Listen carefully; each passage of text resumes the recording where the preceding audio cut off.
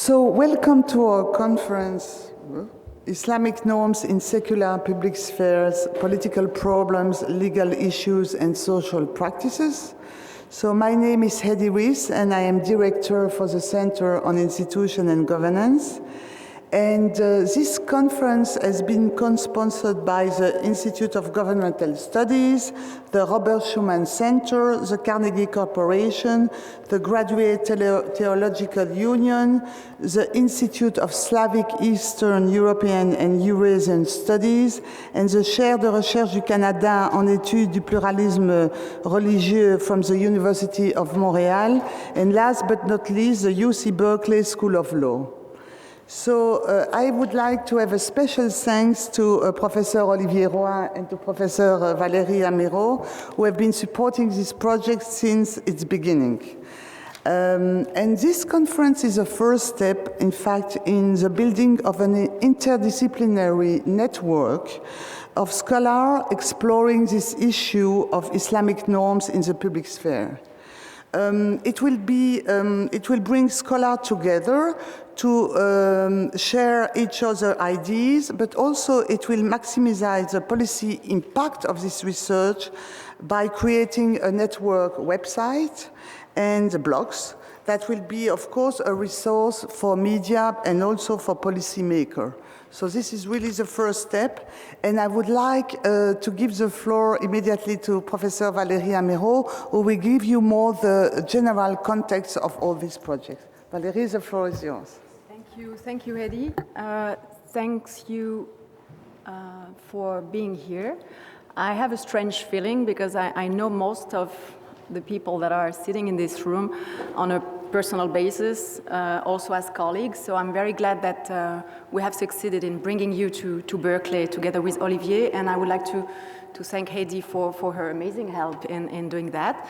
What I will do in the introduction, trying to be, as we always pretend to be, brief and synthetic, but obviously I will not be, is to present to you the aim of this conference and to try to relate it to the global project, the largest research agenda that Heddy just mentioned a couple of minutes ago. So the topic, Islamic Norms in Secular Public Spheres, Political Problems, Legal Issues and Social Practices, is a double-headed conference. On the one hand, the conference addresses the different aspects of the tie binding law and religion through two parallel dynamics. On the one hand, the growth of religious diversity, that is a de facto reality for most of the societies we're living in and working on. And on the other hand, the increase of what I called a legal governance, a governance of Islam and religious diversity through legal regulation. So this conference is about law, it's about religion, and it's also about faith, and I would insist and come back on that difference between religion and faith at the very end of my introduction, because I think that one of the most important objective of our network of scholars is to bring people that adopt different disciplinary practices and approaches to this issue of Islamic norms in secular public spheres, but maybe would need to be more efficient and systematic in defining the topic they're working on, meaning faith, religion, and religious norms versus legal ones. So this conference being about faith, law, and religion, it more specifically addresses the questions that are raised by particular communities of believers, that is the Muslim ones. We're dealing today and tomorrow mostly with Muslim publics, Muslim audiences, Muslim believers. But as you'll see in the description of the conference, the outline on the first page, we are also envisaging to pursue more comparative approaches, including other religious groups, other religious minorities, and in order to de-Islamize, let's say, the way we deal with this topic. This project started as a discussion, and our project today and tomorrow is also to have more of a conversation with you than a proper formal conference, which is not contradictory, but it started as a discussion between Olivier and I when we were both moving to the West, moving to North America, still with a European imaginary when dealing with Islam and Muslims in our respective field of study, global Islam for him and religious discrimination of Muslim minorities for me. So what was clear for us when we started to discuss about what could we do, what could be the next step for our respective research agenda, was that conflicts over the legitimacy of religious legal systems within secular states and a variety of snapshots, flashpoints, like the comic strip controversies, the family law issues, the Headscarf discussion, of course, were at the center of the European societies, the modern liberal democracies that we had left behind us when moving to North America. As Courtney Bender, famous US sociologist of religion, puts it, mapping religious diversity is frequently coupled with normative prescriptions about how modern citizens should engage with religious others, pluralism being a central and incontrovertible condition of modern global realities.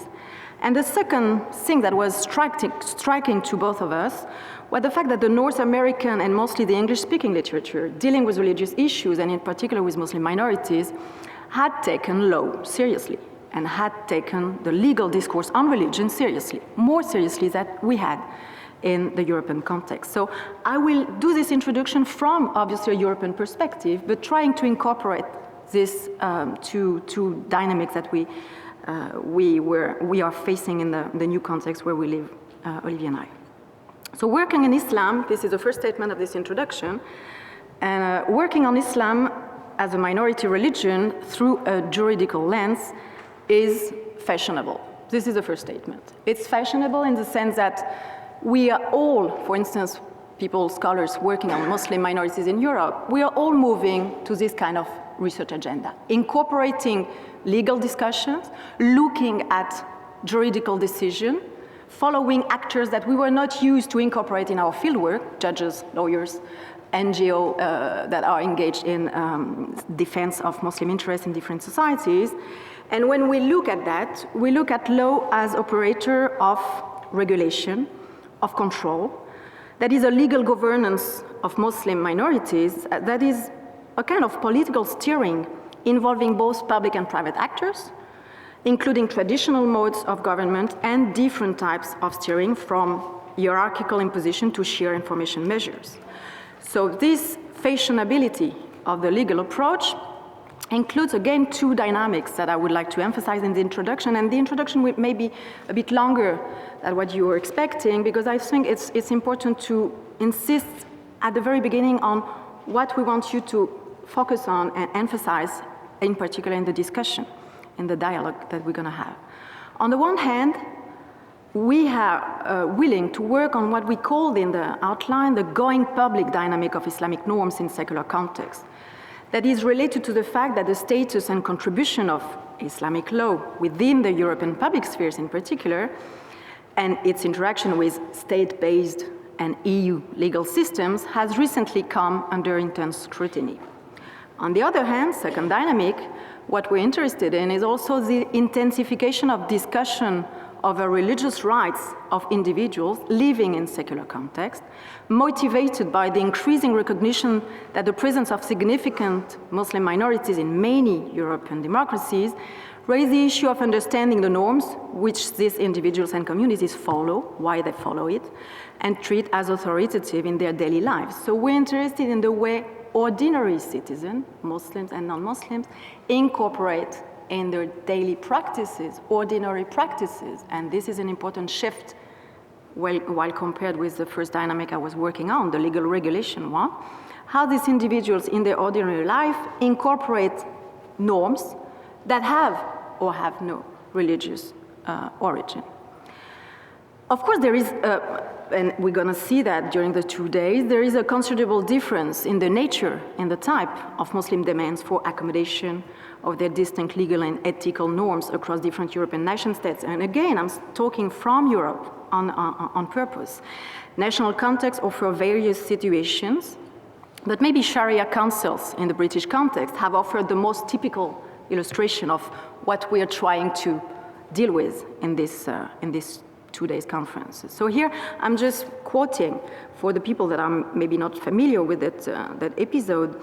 The Archbishop of Canterbury, Rowan Williams, it was 2 years ago, argued that the legal system in Britain, and we're going to have different presentation dealing with that specific episode during the days, that the legal system in Britain must engage constructively with the religious concerns and motivations of members of the diverse communities that make up contemporary British society. This is a long story presented very briefly.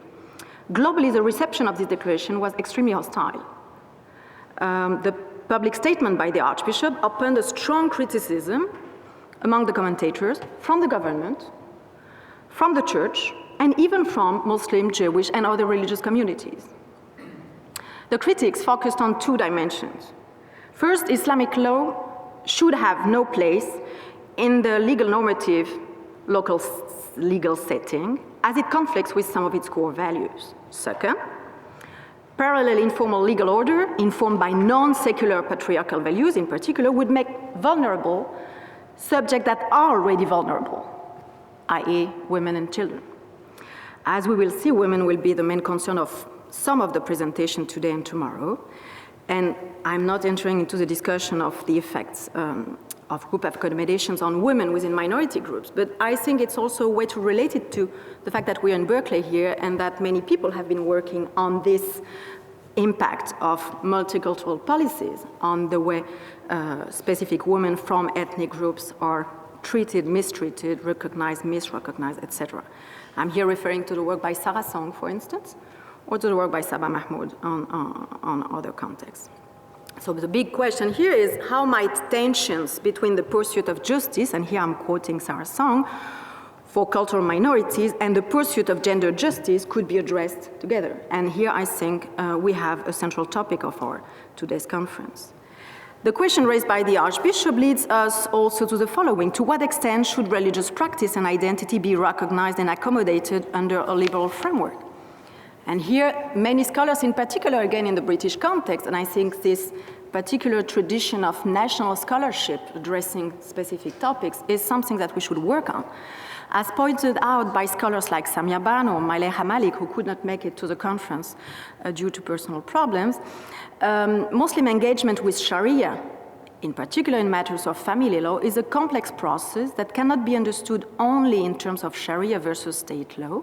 What matters, and it leads me to my second point, is to look at the way legal orders, Malik say legal consciousness, emerge in specific contexts related to extremely specific situations, and what stand as motives, again, taking law seriously, what stands as motives for members of religious groups individually to seek to use faith-based dispute resolution mechanism together with, combined with other legal support or excluding other type of legal resolution mechanism.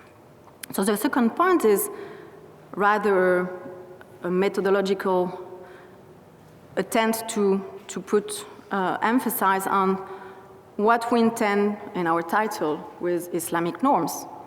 Is it a real legal system? Is it a wishful thinking? Is it a process of finding consensus on an orthopraxy, a way to be together and practicing the same way?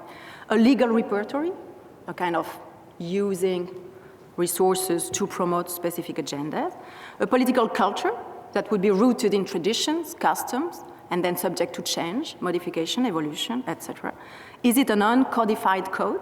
Who is codifying it? So a set of questions that are basically asking what is Sharia in non-Muslim context.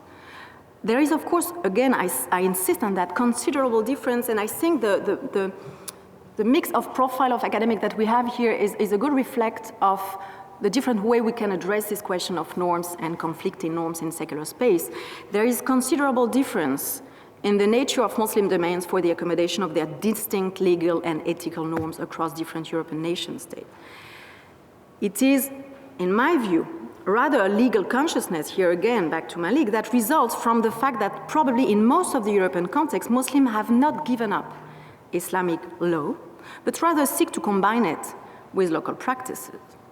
And again, I would argue for a focus in terms of methodology on the individual and intersubjective way people relate to norms and authority. And here I think, concretely speaking, the ethno-methodological perspective is the richest one, the most promising one, but it's a new orientation in terms of tradition of scholarship, again, on Muslim minorities.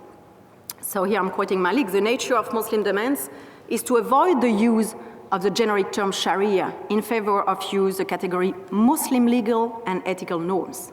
So one of the challenges for this first conference is to also consider the wider impact of the public discussion of religious norms on the way people conceive law and develop specific expectations, competences also, related to the development of a certain civic legal consciousness that goes far beyond the law, back to politics. The way in which forms of law enter into social consciousness, relations and practices, and then modify the Muslim-non-Muslims interaction, for instance. And again, I think we should not dissociate these ordinary practices from a more normative institutional perspective on the topic that we're interested in.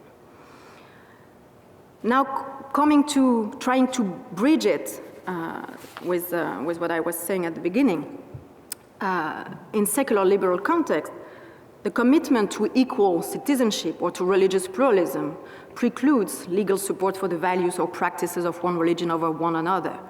It rather supposes to require the legal accommodation of religious practices. So accommodation here stands for recognition of private identity, that is, demands for positive accommodations to religious and cultural minorities, which is not the same as demands for application and enforcement of anti-discrimination provisions. And here we should be clear about that. We're not talking about fighting against Islamophobia. We're not talking about religious discrimination. We're talking about accommodation of,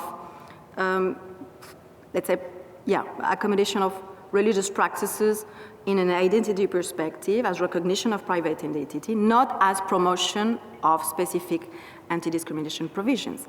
And here, Tariq Maudoud, for instance, who was visiting us in Montreal some days ago, speaks of what he called a practical multiculturalism that would incorporate this perspective on accommodation, that would allow for, and I quote him, for a nuanced understanding of the interrelationship of secular and religious notions in civic life. So if we go back to the Sharia Council discussion, for instance, Maudoud says yes to the Sharia Council in Great Britain as official arbitration bodies, as long as they are, of course, consistent with English law in terms of human rights, gender equality, and child protection legislation, back to the vulnerable subjects. Malik, again, doesn't talk about practical multiculturalism, but about what she called a progressive multiculturalism or a legal pluralism. And she stands to this legal pluralism in something that is about to be published in a couple of months, referring to the idea that legal pluralism would encourage a state response to minorities which permits the accommodation of some of the most pressing demands for accommodation, whilst at the same time safeguarding key liberal norms such as gender equality. So here we're faced with two questions. What are the normative implications of such an opening of Christian-based juridical settings to other religious legal norms, and how does it interact with normative Islamic principles? And a second question that is referring to Wendy Brown's work, for instance, that is also a scholar here. How can a multicultural society go beyond mere toleration and non-discrimination?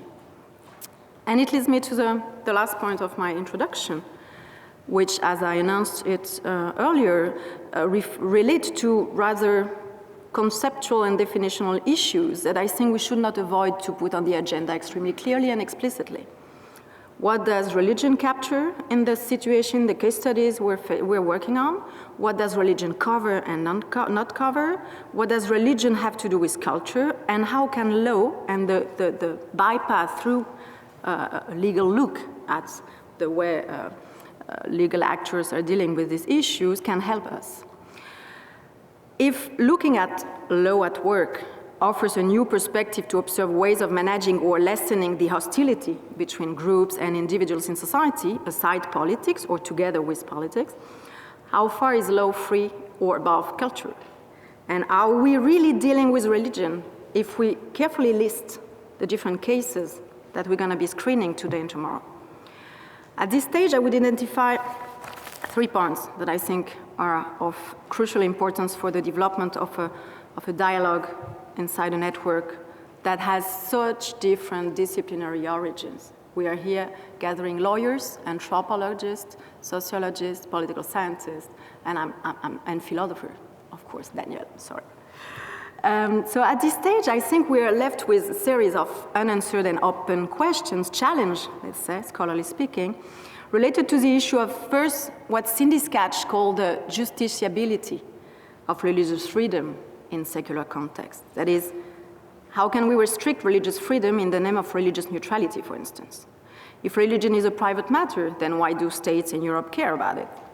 From the legal point of view, the claims for equality made by Muslims living in Europe are put forward in a context where religious freedom is, that's for sure, in 2009, no longer absolute. That we know from the jurisprudence and the case law in the European context.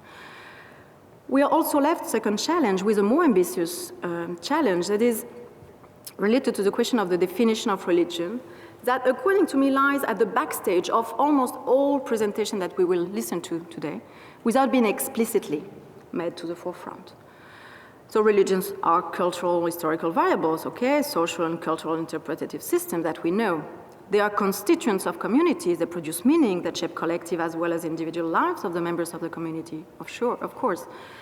But if we carefully look at the different most important cases in the European jurisprudence, for instance, over the last 5 years, in a pure juridical perspective, defining a religion, and some of the presentation that will follow my introduction will tackle the issue, defining a religion is probably the trickiest exercise judges have to accomplish.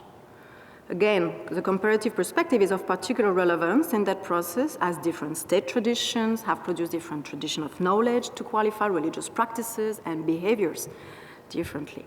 In most of the cases, in clear relation with the majoritarian ideas about what a religion is or what a religion should be in society.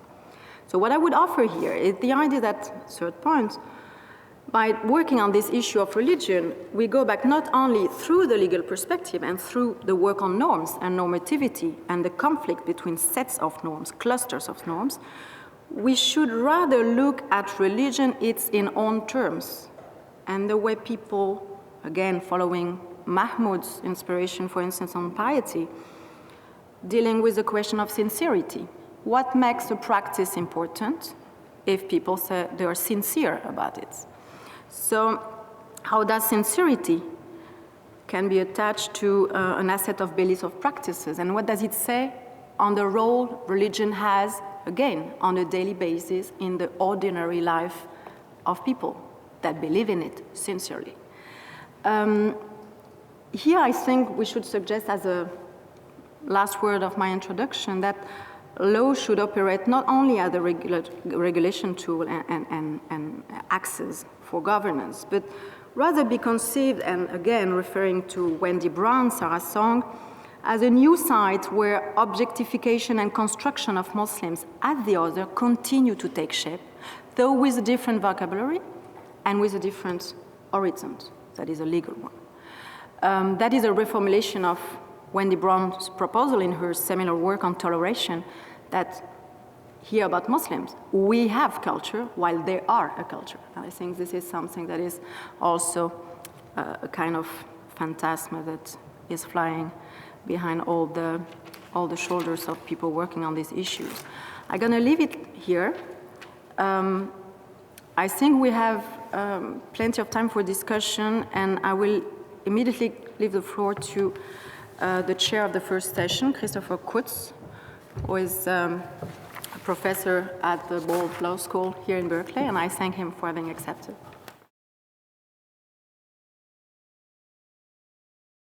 Thank you, Professor Amiraux, for that wonderful introduction that I think so beautifully sets the stage for this. I'm Christopher Kutz. I'm here as the director of the Cater Center for Morality, Law, and Public Affairs at the Law School at Berkeley, and we're very proud to be a co-sponsor of this event. And the topic of the merger of different norms, the fusion of different norms and their differentiation in public life is central to the work both of the law school, obviously in general, but the Cater Center in particular. And it's been, I can just say personally, such a wonderful thing to have the scholarship of Olivier Roy as part of the Berkeley culture this year, and to for Professor Roy to have brought this conference to us, and for the hard work of Heddy in making it happen. That's just fantastic. And thank you for bringing this collection of scholars here. The plan today is to have a conversation that will take place seriatim at first through some initial presentations by our panelists, and I'll introduce them as they prepare to speak. They'll talk for about 20 to 30 minutes each, and then there'll be some time after that for some collective conversation. Our first panelist is Professor Saris, who is a professor of law at the University of Quebec in Montreal. It's an honor to be here today, and I'd like to thank Valérie Amiraux for inviting me. I was asked to speak about conflict of normative system, and this is not it, it's just, okay, do you want my USB key? Berkeley presentation, Berkeley 2009. Great, yeah, thanks. Slideshow. Good. So,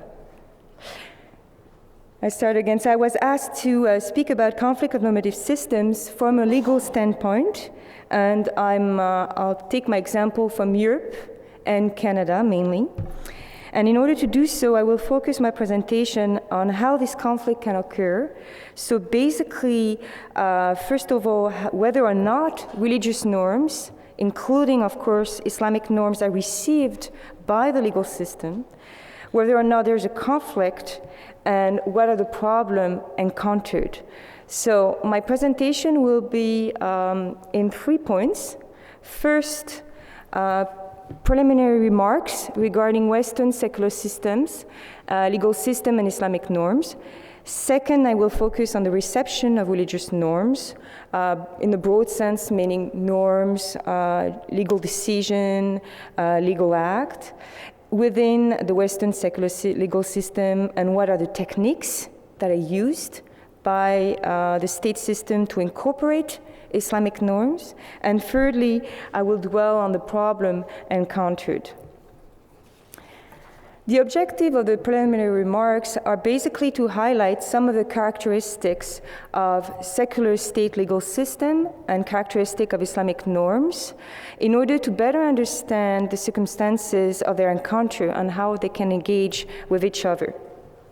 I will only speak about Western secular states legal systems since they are the core of this conference. And we can say that they have a number of common features, namely sovereignty. Western secular systems are strong states that claim the monopoly of governance on regulation and do not recognize other instances the equal power to legislate or adjudicate. There's often a lot of inequality in the power of negotiation between state legal systems and religious groups. Secular states' legal system also implicitly profess an ethical superiority without openness to other sources to say what is a good life. And of course, they're based on a legal positivism, meaning monism.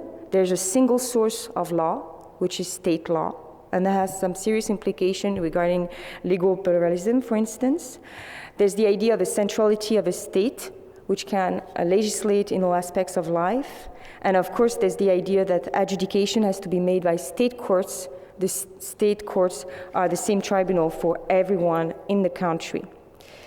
However, as we all know, Western secular states' legal system, when faced with religious norms, including Islamic ones, have reacted differently with different types of techniques. And I think this can be understood from their different historical context, as well as what Robert Cover calls narrative, underlying narrative in their legal discourse. So in order to understand this, I highlighted a number of points in which I think state can differ. Some states will be open or closed towards the inclusion of other definitions of the good life. Some states will manage diversity in private matters through the use of private international law. This is the case, for instance, with civil law state that use a technique of the rule of nationality of foreigner in family matters. The other states will use other policies of multiculturalism, for instance, common law system, which use in private international law the rule of a domicile, therefore are not incorporating foreign norms, so they'll use other policies in order to incorporate foreign norms. Also, states differ on their definition of national identity, citizenship. They can trust or distrust intermediary groups. They can have different concepts of individual autonomy. For instance, for some, this concept will cover how a person comes to adopt a certain way of life, whatever its content. Others will have a concept of autonomy of individual as the content of life chosen by that person, an autonomous person being the one that will only respect and obey norms that she has defined herself or that she finds rational. They also differ regarding the notion of equality. Some will apply a notion of formal equality, some others of substantive equality. Some states will have a very strong interest in family matters, prohibiting any kind of arbitration. This is the case in France, in Quebec, for instance, while other states, often common law system, will allow arbitration of family law disputes using religious norms, UK, for instance, or only national norms, for instance, Ontario. And finally, there's a really clear distinction to be made between civil law states with a civil law reasoning with an idea of like basically a priori reasoning by category, and common law systems that are really result-oriented. Regarding Islam, we already said Islamic norms. When a judge, for instance, is faced with Islamic norms, it can be several types of Islamic norms. It can be Muslim state norms. It can be religious principles, ethical norms, practices. It can also be customary practices. An important element to highlight is that Islamic norms are very specific compared to Christian norms in the European context because they not only cover what we call in law inherently religious matters, but also overlap with the regulatory powers of the state regarding civil matters, and that's where there's a problem. And usually the judiciary, faced with those Islamic norms, basically it can receive and reconstruct religious principles on one hand as religious tenets or as competing sources of law, and of course it's not going to be the same answer, or it can receive and reconstruct customary practices that are claimed by the party as cultural practices on one side, or again competing sources of law. And so, okay. I mentioned the judiciary, but of course also administrative bodies can be faced with this normative heterogeneity. But for the purpose of this presentation, I will only focus about the judiciary. The judiciary, basically the judicial bodies, when faced with a party that's invoking a religious norm, can either ignore it, it's religious, I'm not competent, can say it's not relevant, or they can explicitly or implicitly recognize and therefore incorporate the religious norm within their decision. They can do that through private international law, but they can also do that thanks to the porosity of their own norms, using religious norms to interpret their own norms. So one of the tools is fundamental rights with freedom of religion. Another tool would be civil norms. I'm thinking here mainly of family matters, Divorce Act, Marriage Act, where in order to understand certain terms, certain civil law terms, they will import the definition from religious orders. And I will come back to it, but just to give an example, religious barriers to marriage, of course, to understand that, they will look into the religious order to understand what it is. Finally, they can also implicit or explicitly recognize religious norms through the enforcement of awards of religious bodies acting as legally recognized arbitration board, which is the case in UK again. Coming to my second part of the presentation, which is about the implicit recognition of religious norms by the judiciary, I've already said that it could be through the use of a technique of fundamental rights. Here, the fundamental rights that's mainly used is freedom of religion. It can be used alone, but it can be used also in articulation with the right to substantive equality, which in Canada we label as the right to equal access to all fundamental rights.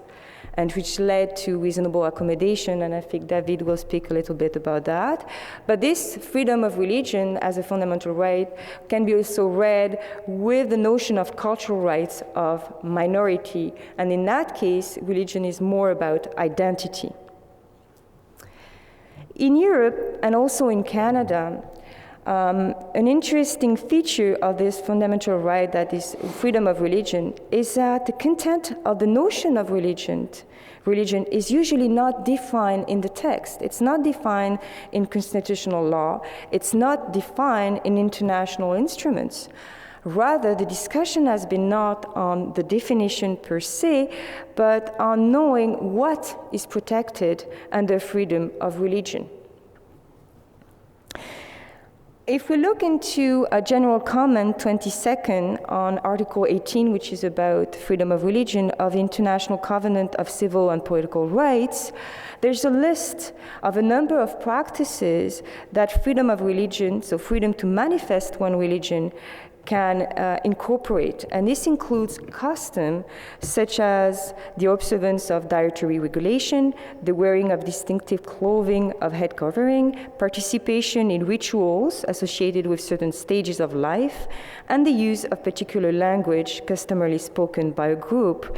And here we see with the notion of customs that we are clearly faced with a potential competition of regulatory power between religious orders and state orders.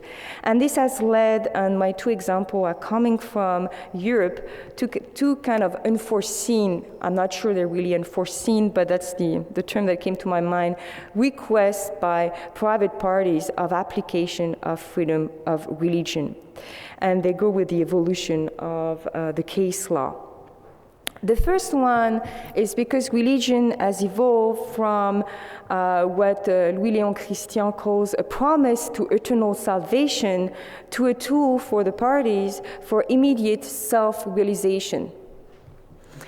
And here, basically, usually the states will only recognize religious norms that are inherently religious. They will only apply freedom of religion to matters that are labeled as inherently religious, and also on matters that are basically linked to tenets which existence is not put to debate. As soon as there's a debate, they don't want to deal with that. And they will say it's not freedom of religion. So this has led to two types of consequences. On one side, Louis-Léon Christian says that it has led to the radicalization of the parties, because in order to win their case, they have to prove that it's inherently religious. So hence a kind of radicalization, a lack of dialogue, because they won't translate it in secular terms, because in order to win their case, they need to say it's completely religious. And the second consequence is that religious individuals and groups will not use anymore freedom of religion, but will use other tools of the law, such as freedom of expression and cultural rights of minority. Another kind of unforeseen request of application of freedom of religion is the very important case in front of the European Court of Human Rights of Refa Partisi regarding Turkey. In this case, this political party was invoking freedom of religion to be able to see Muslim norms recognized as a different set of norms for a specific community. And in its judgment, the European Court clearly opposed, on one side, political pluralism, and on the other side, legal pluralism, refusing to recognize legal pluralism. A second set of questions dealing with freedom of religion relates to who can invoke and who can interpret religious norms in front of the judiciary. Here again, we have different sets of practices.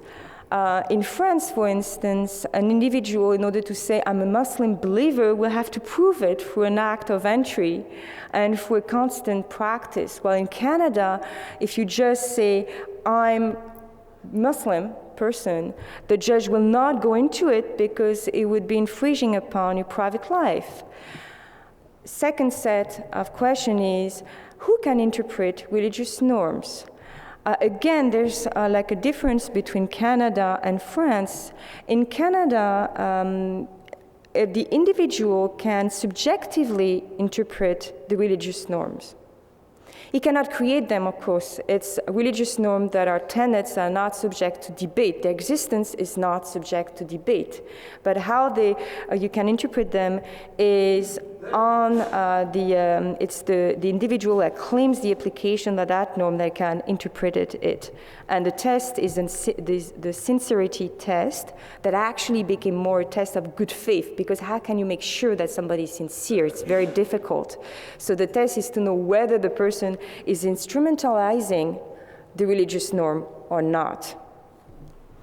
In France, for instance, when somebody claims that he's religious and basically says that something is against his religious norm, the judge will ask experts to tell him what is the norm. So it's an objective interpretation of religious norms. And this has impact on the community, as we'll see in the last part of this presentation. Apart from the reception of Islamic norms through fundamental rights, Islamic norms can also be recognized and received by the state legal system, and here namely the judge, through other legal techniques. Private international law is one of the techniques. And another one is through the porosity of state legal norms. In that instance, basically what happened is Islamic norms will play a supplementary role to state law, and they will help the judge to interpret its own civil norms, sometimes by just delegating the definition of some concepts to other religious communities. This is typically the example with barriers to religious marriage, and the law regarding this exists in Australia, Canada, UK, USA, and they've been applied so far mainly regarding Jewish people with a get, but it could also be used for Muslim, and there's one case in Canada where it was used for Muslim. Another example where the notion of delegating the definition of a civil term to a religious order has been refused, hence the fact I'm just giving it as an example, is in France regarding the issue of the essential qualities of the future spouse. You might recall this case where in the first instance a judge had annulled a marriage because the husband had said that he had made a mistake, and because he thought his wife was virgin. And so basically here it incorporated religious norms regarding the definition of what is an essential quality in French law. But at the Court of Appeal, they refused this interpretation. Islamic norms can also be incorporated into a judgment as a relevant fact. They can be taken into consideration as a relevant fact in order to interpret their own norms. For instance, somebody who wants to change his name because of religious motives could invoke some religious norms to do so. But finally, and more importantly, it is what I call the silent incorporation that is extremely important and going on in our secular society. And this silent incorporation in family matters is done through domestic contracts, prenup in the States, for instance, separation agreements, consent orders in the UK. And in those contracts negotiated by the parties in front of the lawyers that then the judge will receive, Islamic norms might not be identified as such. It's just the content that will be identified. For example, it won't be said it's the maher, but only the value of the maher will be included into the domestic contract. So I say it's a silent incorporation because here you have a translation into the secular language, and the judge cannot see anything. It's just result-based oriented. When the judge incorporates religious norms and Islamic norms, there are several problems that can be encountered. And basically identified three problems. One, The judge can misunderstand the religious norms. And also, I link that with the impact of the judicial interpretation of norms on individual and on religious community. And the two other problems relates to regulatory competition. First problem. A judge, when receiving a foreign concept, so for instance, maher, kafala, or others, in its judgment, can misunderstand it. And this, because basically when he receives it, he's going to reconstruct it, to translate it within its legal language. So this misunderstanding can take three forms. One, the norm can be denatured, so it's just simply misunderstood. For instance, kafala can be characterized as adoption, which of course it's not, or personal status limited to family matters. The religious norm, so Islamic norm, can be taken out of context. It was created within a context, it had a meaning because it was linked to other institution. By just taking that norm, that single norm, the interpretation, of course, doesn't take into consideration the whole context, which is problematic when you think that the judge might want to do what's equitable in the end. And finally, also, a misunderstanding can bring a crystallization of interpretation of norms. As soon as it's interpreted by the judge, it might not evolve. This is the interpretation that will stay. But in the community, this norm might continue to evolve, and that's a problem. It's also a problem when basically what's going to be incorporated within the judgment is the Muslim state version of Islamic norms, and not what's going on within the community in the country. Regarding Islamic norms also, we have to be aware of about the impact of judicial interpretation of Islamic norms on the community or on the individuals. If I go back to freedom of religion and the way religious norms can be interpreted, when it's interpreted by individual, this can have an impact on the community, creating dissent or giving a kind of like power to the dissent because they saw the interpretation recognized by the judge. On the other side, when the judge only uses objective interpretation, meaning by experts, then that raises the question of who is the expert in front of the court? Who is recognized as an expert as having the right to say what is the interpretation? And then it can lead to the fact that it's going to quash all dissidents within the group. And the example I'm giving here is an example of a Jewish case where there were two different interpretations regarding the preparation of meat, and it's the interpretation of the consistory, which was an ally to the French state that was recognized, and the dissident one was completely quashed down. So therefore, we have also to be aware that when religious believers come to court, with the help sometimes of civil law, so like NGOs or lawyers, they can have within their own idea, they can have in their mind the idea to change the religious meaning of the norm. And I think we can see that coming up with the use of the court by the Jewish groups regarding the get. It seems to me that they're clearly using the Canadian court to try to change the notion of the get, when you can give it, when you cannot, what are the consequences. So it's interesting to see this kind of cross-fertilization. And I think it's important in law to always ask ourselves, who are the person, what are the motives to bring claims framed in Islamic like religious language, and why are they not translating them into secular language? Is that because there's a clear resistance to the state power, or is this just a simple lack of knowledge? This leads me to my second problem, which is basically, and my third one, which the two of them deal with examples of competing regulatory power between the state on one side and religious orders on the other side. And this competition can deal with the power to create rules of conduct on one side, and on the other side, the power to enforce them, so conflict of jurisdiction. Just to begin regarding conflict of norms, we can lead to conflict of values. I just want to highlight the fact that in international public law, the right of members of religious minorities to enjoy their own culture, to profess and practice their own religion, does not enable them to limit the rights of individuals.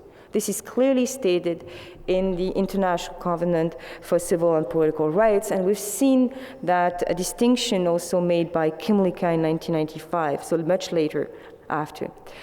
We know also that freedom of religion, so freedom to manifest the religion, is relative and can be limited as long as those limits are prescribed by law in order to protect security, public order, freedom, and rights of others. The states, therefore, can interfere with freedom of religion. Furthermore, and it's a bit more recent as an evolution, there exists an obligation of the state to take measures in order to adequately protect fundamental rights of individuals in private sphere. And that mainly deals with like children's rights, women's rights in case of violence. Regarding conflict of norms that lead to conflict of values, what's interesting is that states have not characterized in the same fashion the existence of a conflict, and they don't give the same solution. We can notice that, for instance, in Canada, usually there will be an avoidance of characterizing the conflict as conflict of fundamental rights. They will say, like Supreme Court will say, well, there's not really a conflict. We can find a way to make them work together. So while in France, we usually say, well, there's a clear conflict, and then one rule needs to be evicted. Also, in the appreciation of the existence of the conflict between religious norms and public order, depending on the country, judges will use a kind of like in abstracto analysis, ascribing meaning to the religious norm, and just saying, because of this meaning, it's against equality of men and women, I will not recognize it, because it's against public order. While in others, like such as Canada, they will look into the real effect of the Islamic norm, whether concretely it's against, for instance, the right of equality between men and women. So a different way to characterize conflict. Countries differs also regarding the solution they will give to this conflict, and we have seen here debates regarding those following points. Whether one should hierarchize fundamental rights, so should equality of men and women be above all other fundamental rights, and in Quebec it has been suggested, it has been refused because of the doctrine of indivisibility and interdependence of fundamental rights. Another big question is it possible to renounce a fundamental rights? Can a woman renounce to the right of equality? And if yes, where? In front of an arbitration board or in front of the court? And also there's obvious difference between the appreciation of the necessity and the proportional character of limits to freedom of religion. I think David will speak about that regarding the Kirpan case. The final competition, regulatory competition, regards conflicts of jurisdiction. Basically it deals with the issue of who can enforce norms. And here I think we have to be very careful when we characterize an issue as a conflict of jurisdiction and look concretely whether the body at stake have the same object, have the same mandate, have the same sanctions. Because, for instance, in the research I've done in Quebec, we can see that women will use different bodies depending on the sanctions, depending on their mandate. So we can see there's a distinction there. And I think it's important to really look into what's going on the ground, especially with the debates regarding religious arbitration, and also to be aware, and for instance in UK it's the case, that not all religious bodies will want to be recognized through Arbitration Act. When we speak about Sharia court in UK, we have to distinguish the one that have asked to use the Arbitration Act and the one that are completely autonomous. I do not care about this Arbitration Act and just want to do their thing on their own. So I think this poses two different types of questions, and here the notion of semi-autonomous social fields of Sally Folk-Moore might be useful. So again, I think that there's a real need for empirical research to know exactly what's going on, what are the strategies of the parties. Here I highlighted women. In the Quebec research I've done, we've seen that women do some kind of bricolage. They do a mixture of different norms, so depending on what they're looking for. They do forum shopping. They'll go see different imams depending on the results they're looking for.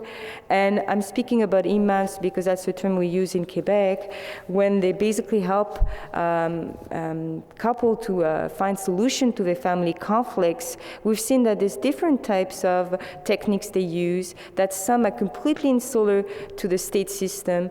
Others will refer to state norms. Others will actually negotiate with the parties separation agreement that will then be recognized by judicial courts. So there's a different, really different situation here that we need to pay attention to. And finally, as a quick conclusion, I'd like to highlight the fact that when judges are faced with claims of strong legal pluralism, they usually see that as a clear conflict of sovereignty, and therefore we reject the recognition of Islamic norms. But when they are faced with claims of weak legal pluralism, namely when the Islamic norms has been incorporated within the state legal system under its condition, so freedom of religion on one side, bringing it through civil law, for instance, Divorce Act, they will often frame this as not legal pluralism, but cultural pluralism, and therefore be more open to recognize Islamic norms, of course, if they're not contrary to the values of the country. So, and finally, I think we really have to focus more on what I call the silent reception of Islamic norm to see the different strategies that are used there. Thank you.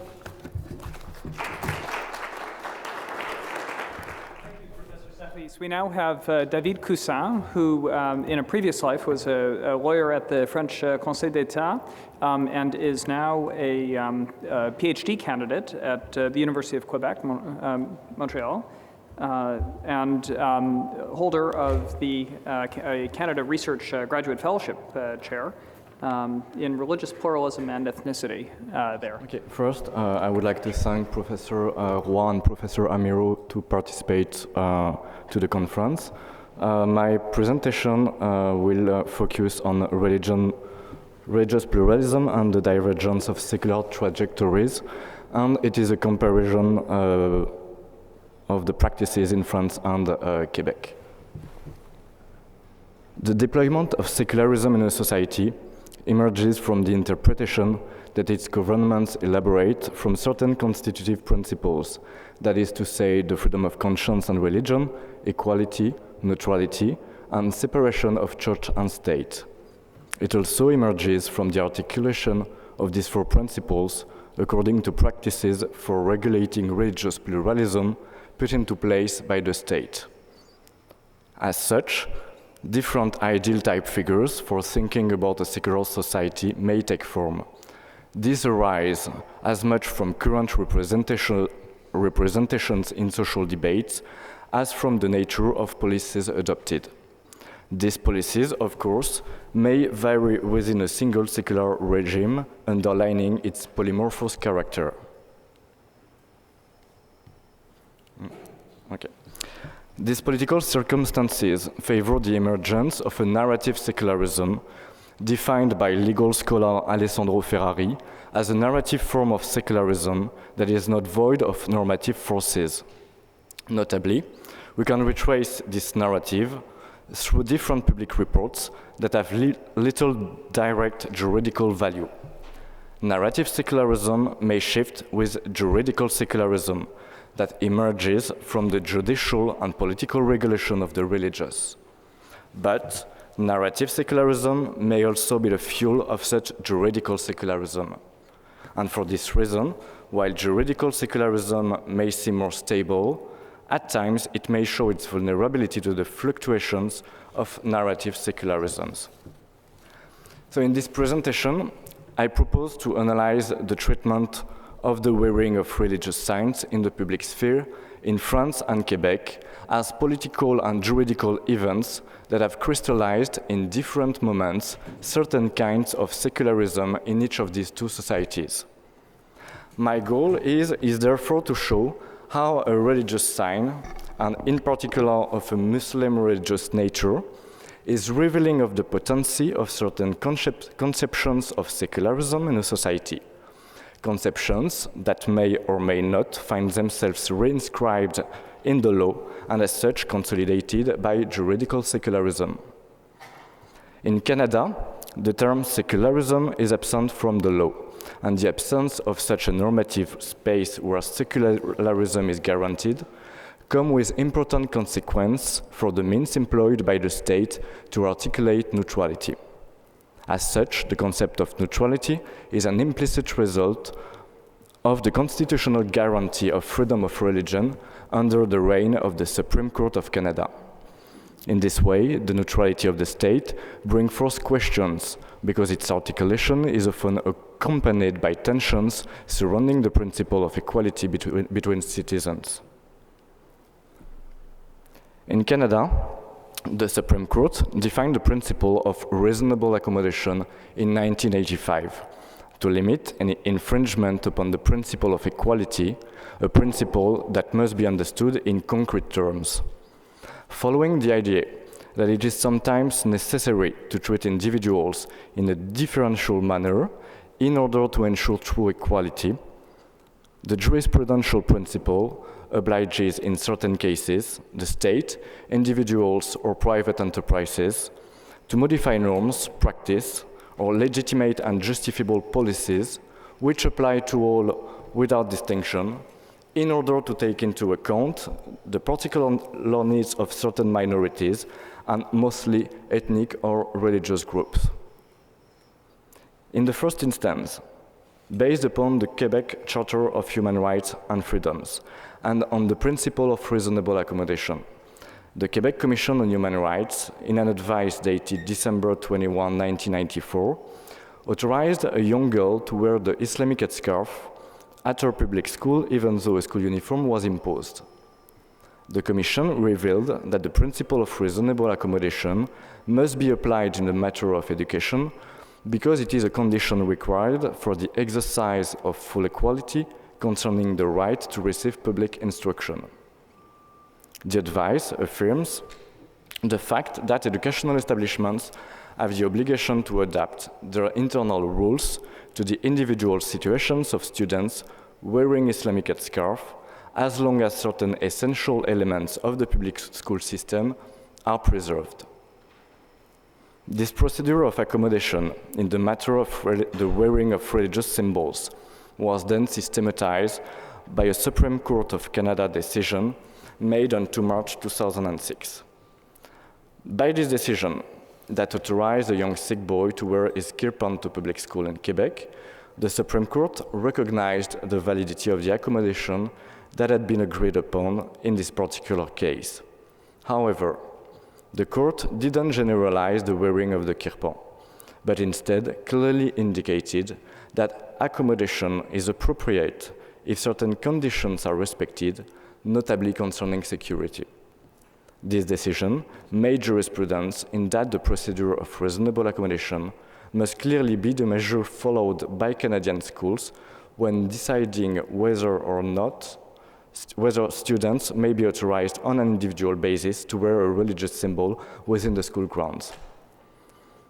The court also recalled the obligation that schools have in providing education that values tolerance and diversity. In fact, this particular case demonstrates the actual means of regulating the wearing of religious symbols from a Canadian approach. The Supreme Court does not evaluate whether or not the Sikh religion should be expressed in a more or less orthodox manner. Rather, it affirms the following in its decision, and I quote, "The argument that the wearing of kirpans should be prohibited because the kirpan is a symbol of violence, and because it sends the message that using force is necessary to assert rights and resolve conflicts, is not only contradicted by the evidence regarding the symbolic nature of the kirpan, but is also disrespectful to believers in the Sikh religion and does not take into account Canadian values based on multiculturalism. Furthermore, by this decision, the court allowed the young Sikh the possibility of remaining in the public institution that is school. The court specifically underlines the fact that the deleterious effects of total prohibition outweighed the salutary effects. In validating the practice of reasonable accommodation in religious matters, the Supreme Court of Canada judicially promises a conception of secularism that was later consolidated in 2008 in Quebec by a report presented by Gérard Bouchard and Charles Taylor. This conception of secularism presents a number of traits in common with the ideal type figure of recognition secularism engaged by Quebec sociologist Micheline Milot. Recognition secularism depends on the moral autonomy of each individual in the control of his or her own life and in the choice of his or her conception of the world, so long as these do not present a real attack on others or on the public order. This conception of secularism is encouraged by the revival of liberal thought, and certain similarities may also be found in the thought of Will Kimlicka. For his part, Kimlicka considers, I quote, that individuals must have the resources and liberties needed to lead their lives in accordance with their beliefs about value, without fear of discrimination or punishment. He then adds that the state must leave to individuals the possibility to put into question these beliefs. Neutrality of the state is not only perceived as the absence of intervention on the part of the state, but also as an obligation to intervene in order to allow citizens to revisit, if they wish, their conception of living a good life, which they have understood is not infallible. This process of establishing the neutrality of the state has a finality. By allowing members of minorities to benefit from the culture of the society present in public sphere, it enables individuals who make up political society to exercise freedom of thought and autonomy. Note that the figure of recognition secularism, promised by the judicial system and consolidated in the Bouchard-Taylor report, does not seem to correspond to the narrative secularism that dominates in the public sphere in Quebec. Essentially in Quebec, a passion for the principle of laïcité à la française, a French secularism, can be detected over the past several years among intellectual and political groups. And a very Republican secular model is regularly invoked, such as that which Quebec should take, for example. A study of conceptions of secularism defended by political parties in Quebec as part of the work of the Bouchard-Taylor Commission permits me to note the potency of ideal type figures of anti-clerical secularism as well as separatist secularism in political circles.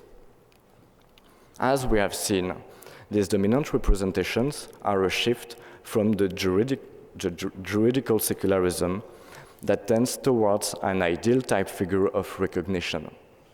Moreover, they only correspond to a partial representation of French secularism. They depend on certain symbolic norms that are strongly marked in the collective conscience in France and that have resonated in Quebec throughout the debates over reasonable accommodations. And such is the case with the French law dated March 15, 2004, regarding the wearing of signs that manifest an ostensibly religious appearance in public schools. So let us now cross the Atlantic and travel in time. In France, it was in effect 15 years before 2004, that is to say in 1989, that the question of the wearing religious signs and precisely the Islamic veil was presented for the first time.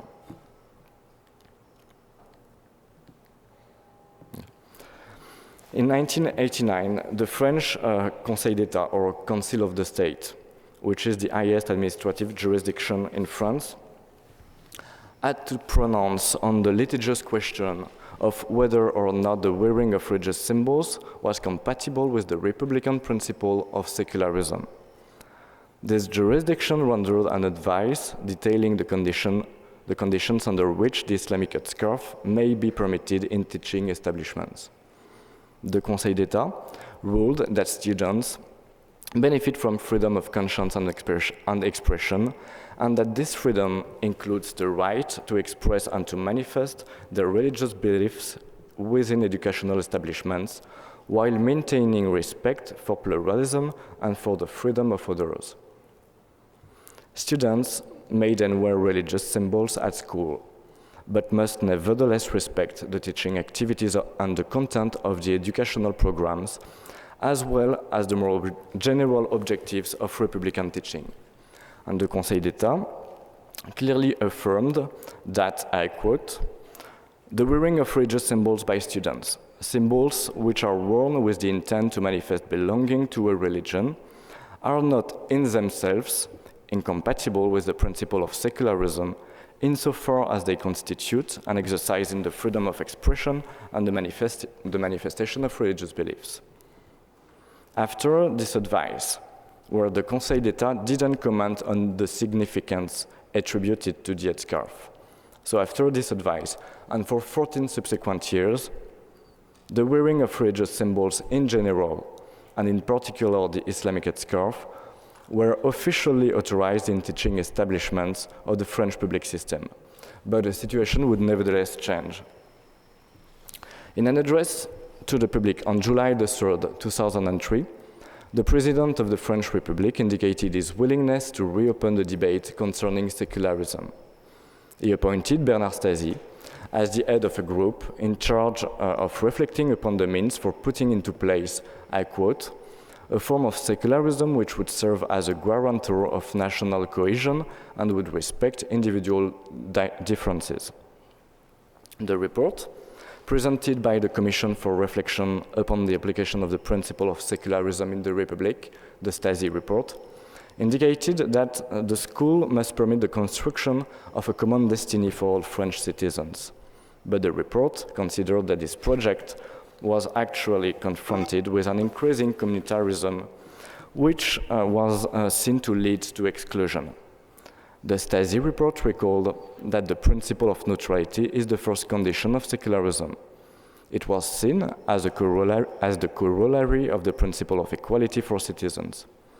For this reason, the report underlined the fact, I quote, that the requirements of absolute neutrality must thus be tempered by reasonable accommodations permitting all to exercise their religious freedoms. However, what the Stasi report qualified as reasonable accommodation, or what it recommends here as such, does not correspond to the judicial concept brought forth by the jurisprudence of the Supreme Court of Canada. By reversing the concept of accommodation, the Stasi report indicated in fact that, and I quote, "moderating the public expression of confessional particularities and limiting the affirmation of one's identity allow for the meeting of all citizens in public space. This is what Quebecers qualify as reasonable accommodation."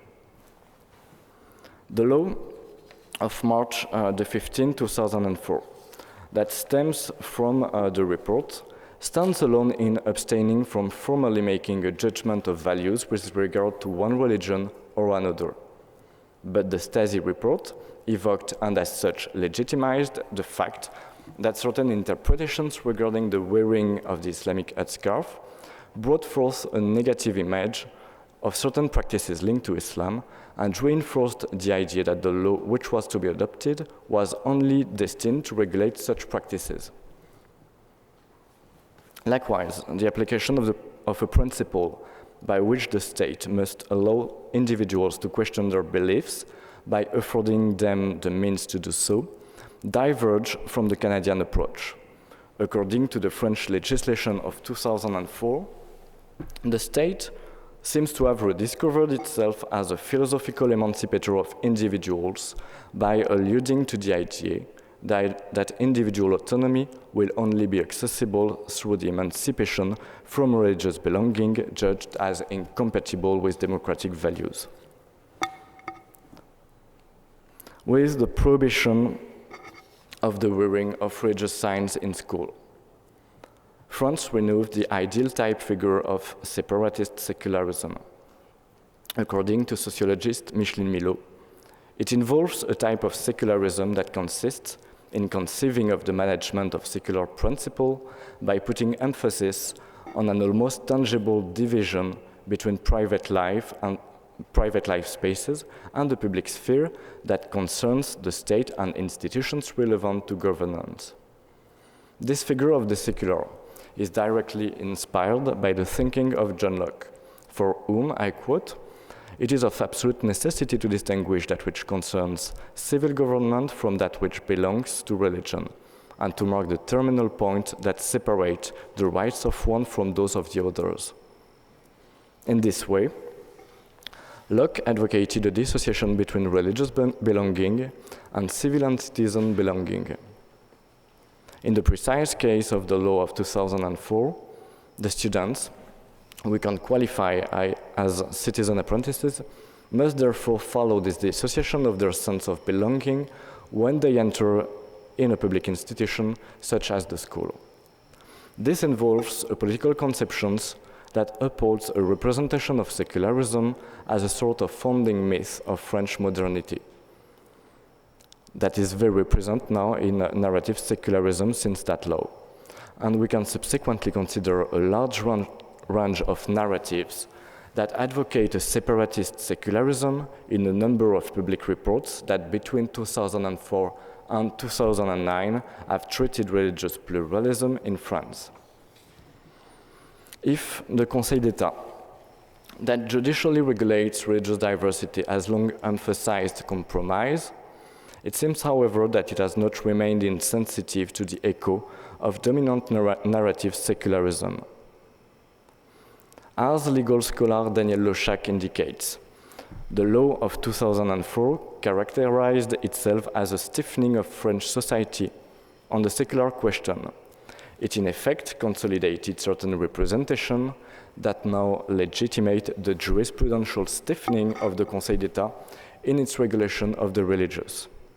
And the evolution of its position concerning religious signs is notably significant in the 2008 case concerning the wearing of the niqab in France.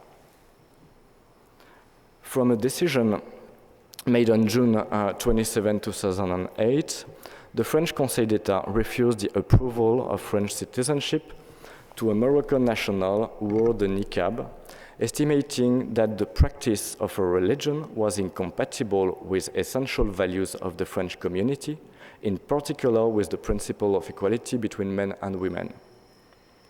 I am here conscious that the domains for intervention by the state, public school in 1989 and 2004, and later the denial of French citizenship in 2008. So the demands for interventions by the states are of different nature. However, they seem to me no less important in pointing out the analogies that in their reasoning implied an evolution of French secularism. In this case, a Moroccan woman tried to appeal the decision by asking the Conseil d'État to annul an administrative document that refused her request for French citizenship on the grounds of non-assimilation. And in order to establish the lack of assimilation, traditional jurisprudence of the Conseil d'État requires clearly defined facts which must imperatively converge with one another in order to demonstrate that an immigrant is radically hostile to essential French values. In the frame of a decision made June 27, 2008, after reminding that the plaintiff was wearing the clothing for women in the Arabian Peninsula, which is the niqab, and not the burqa, as was later reported in the French media, the judge in charge of the file indicated that while Madame Mejbour speaks French well and her 2 children are educated at the public school. And while she was seen by a male gynecologist during her pregnancies, it remains that she carries out an almost recluse life, cut off from French society. She does not receive people in her home. In the morning, she occupies herself with house cleaning, as well as walks with her baby and children. And in the afternoon, she goes to the home of her father or father-in-law. For her groceries, she indicates that she can do her shopping alone, but admits that she most often goes to the supermarket accompanied by her husband.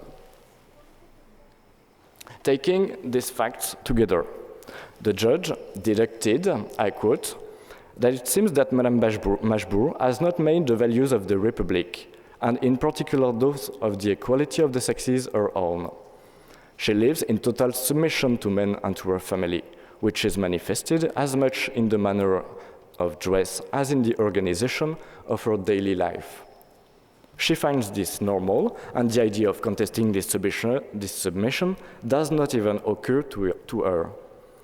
The judge then concluded to reject the application for French citizenship. And these conclusions were followed by the Conseil d'État, who thereby judged that, I quote, Madame Mashbour had adopted a radical practice of her religion incompatible with the essential values of the French community, principally beliefs in the equality of sexes. And this reasoning merits 3 observations. Firstly, much like the law of 2004 was not expressly aimed at any religious signs in particular, the Conseil d'État carefully avoids naming the religion of the plaintiff. And in only considering the decision itself, no one can doubt that the wearing of the niqab could be at the center of the judge's preoccupation. In the decision, we just have Madame Mashbour had adopted a radical practice of religion. Only the conclusions of the judge in charge of the file, which in France have no juridical value, clarify this point. And what is more, the interpretation of the meaning of religious clothing is analogous to one that might have been developed in the Stasi report. Secondly, the decision of the Conseil d'État contributes in expanding little by little the field of requirements for secularism, being nonetheless a principle that should be imposed to the state and its institutions. The law of 2004 had already created an initial displacement by imposing, through the interdiction of ostentatious religious signs in public schools, a requirement of secularism on students that are users of a public service. In the meantime, the Conseil d'État seems to have gone even further by pronouncing itself on the incompatibility of one radical practice of religion with the assimilation to the French community. It has invested itself in the intimate space of individual lives and imposed this requirement of secularism to those who are not even French nationals. If the immigrant wishes to make a pledge of good citizenship, he must previously justify a minimal emancipation of his religious convictions and must not practice his religion outside of the norms of the majority, that is to say, in a radical form. By such a process, the Conseil d'État indirectly makes itself the judge of the normalcy of religious practices in order to draw direct juridical effects of the utmost importance in conditioning belonging to the national body. Thirdly, we raise the point that the Conseil d'État avoids pronouncing itself on the degree of radicality in this respect and beyond which assimilation may or may not be noted. But the Conseil d'État may nonetheless make such pronunciations implicitly. It arose that Madame Mashbour, who even said that she wore her niqab more out of habit than convictions, had assumed a whole life comparable to numerous ordinary women, and it seemed difficult to affirm that the facts really converged in a sense of forming evidence of non-assimilation. Therefore, in the spirit of the Conseil d'État, Wearing the niqab in and of itself implies a degree of radicality to the point where it constitutes a presumption of non-assimilation by a woman who wears it. The position of the Conseil d'État in terms of religious signs marks a true rupture with the position that could have been adopted following the advice of 1989, when it decided, and I recall, that the wearing of religious symbols by students are not in themselves incompatible with the principle of secularism insofar as they constitute an exercise in the freedom of expression and the manifestation of religious beliefs. Now, the Conseil d'État tends toward focusing on the nature itself of the religious clothing or sign to deduce its incompatibility with the values of the French community. In this way, determining a sort of republican orthopraxis, even more than juridically confirming a political conception of secularism, the Conseil d'État becomes a rather accurate echo of the dominant narratives of secularism that is sensitive to a perceived threat, whether this threat is external, Muslim terrorists, or internal, Muslim communitarisms. In so doing, it distances itself from the figure of separatist secularism evoked higher up, in favor of promoting an anti-religious secularist figure inspired by Voltaire, and where the principle of separation is invoked as a justification and is made definitively assimilationist. In fact, in the figure of separatist secularism, de Noc advocated a clear separation of the political and the religious. But he no less called for a tolerance on the part of the state that, without being limitless, must permit the free expression of religious convictions and the free exercise of worship. However, the 2008 decision of the Conseil d'État ultimately tends to forbid the wearing of certain religious signs or clothing, such as the niqab, in public spaces, and therefore restrains the liberty of expression of citizens and those who would like to become such. And to conclude, it seems that in Canada, the juridical system is less permeable to the changing moods of society than it is in France. The absence of a correlation between juridical secularism of recognition and the narrative secularism of a separatist sort in Quebec is not, however, without favoring certain Quebecois critics of Canadian multicultural policies. By contrast, in France, in permitting the equation of juridical secularism with a dominant narrative secularism, the latest decision of the Conseil d'État constitutes a solid anchoring point in the development of a republican rhetoric on the management of religious diversity. The treatment of the wearing of religious signs in public spaces is therefore revealing of the contemporary deployment of a form of secularism. But it reveals but one contemporary form of a number of more pragmatic modalities for regulating religious pluralism, modalities that may be put into place, most notably on the local scale. Thank you.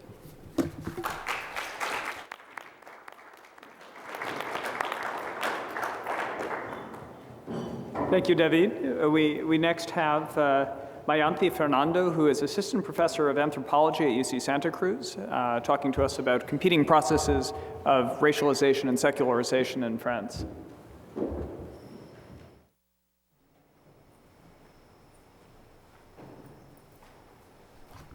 Thank you. And thank you first to Valérie, Amiraux, and Olivier Roy for inviting me to be here. I think I'm sort of substituting for someone who wasn't able to make it, so hopefully my talk, I think, fits in. I'm going to bring an anthropological perspective to this question of Islamic normativity and secular normativity, and I'm sort of revisiting some of the issues that David and Anne have already talked about, because I'm going to deal with the question of the 2004 law that David just talked about that bans headscarves in public schools.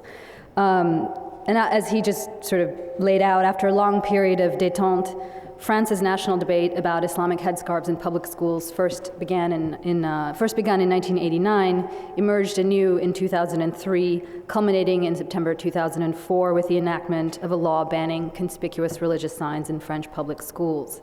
In early 2004, a group of Muslim, Sikh, and secular activists formed the One School for All collective, Collectif Une École pour tous et toutes, to contest the proposed law. I was a member of the collective's legal subcommittee, and most of us on the subcommittee regarded the proposed law as an attack on religious freedom, and consequently felt that the best and most relevant challenge to the law lay in advocating for the fundamental right to conscience, a right ostensibly protected by the French Declaration of the Rights of Man and Citizen, the European Convention on Human Rights and Fundamental Freedoms, and other international conventions to which France is a signatory. It turned out that we were wrong. As we began to delve deeper into the French and European law, we discovered that both the French Constitution and the European Convention on Human Rights make a distinction between the right to conscience, which is inalienable, and the right to expressions or manifestations of conscience, which can be subject to restriction. Few of the pious women with whom I worked in France understood practices like veiling as an optional expression of conscience. Rather, they considered them religious duties. However, the headscarf, regarded by many French as an expression of conscience, a sign in the language of the proposed law, the headscarf seemed to fall outside the purview of the inalienable right to conscience. After a series of meetings, we came to the conclusion that we simply had no recourse to challenge the law via a defense of religious liberty, and we turned our attention and resources elsewhere. This paper today unpacks the problem we faced, tracing the ways in which normative secular assumptions about freedom, authority, choice, and obligation, assumptions that underpin French political discourse about religion and French and European law pertaining to religious freedom, precludes the public intelligibility of the kind of religiosity inhabited by many pious Muslim citizens who are part of the French Islamic revival. The first part of my paper examines how the pious women with whom I worked conceptualized practices like veiling, praying, and fasting as both modalities of personal freedom and authoritatively prescribed acts necessary to becoming a proper Muslim subject, thereby challenging the dominant secular understanding of personal autonomy as emerging against or in resistance to social and religious authority. The second part of my paper turns to the way this secular binary between autonomy and regulatory authority underpins European and French law and political discourse about religious freedom. I argue that as a consequence of this normative binary, it becomes difficult, even impossible, for Muslim citizens to articulate what it means to wear the veil in a way that is intelligible within dominant legal, political, and ethical frameworks. Now, as a prelude to the first part of my paper, I want to note how indebted I am to Saba Mahmoud's seminal ethnography of the women's mosque movement in Egypt, which both expanded theories of ethical self-fashioning and provincialized the assumption that all human beings have an innate desire for freedom. What I find particularly interesting about the situation in France is that while the Muslim French women with whom I worked largely echoed the kind of relationship between bodily discipline and self-cultivation expressed by their Egyptian co-revivalists, they nonetheless espoused a very different discourse of personal autonomy and self-realization, one much closer to secular conceptions of the self and of individual agency. For these women, freedom was a goal. These points of difference and similitude signal, I believe, the importance of seriously examining how the specificity of a French and more broadly European context, dominated by normative notions of liberté and volonté, informs the kind of religiosity constituted in the French Islamic revival.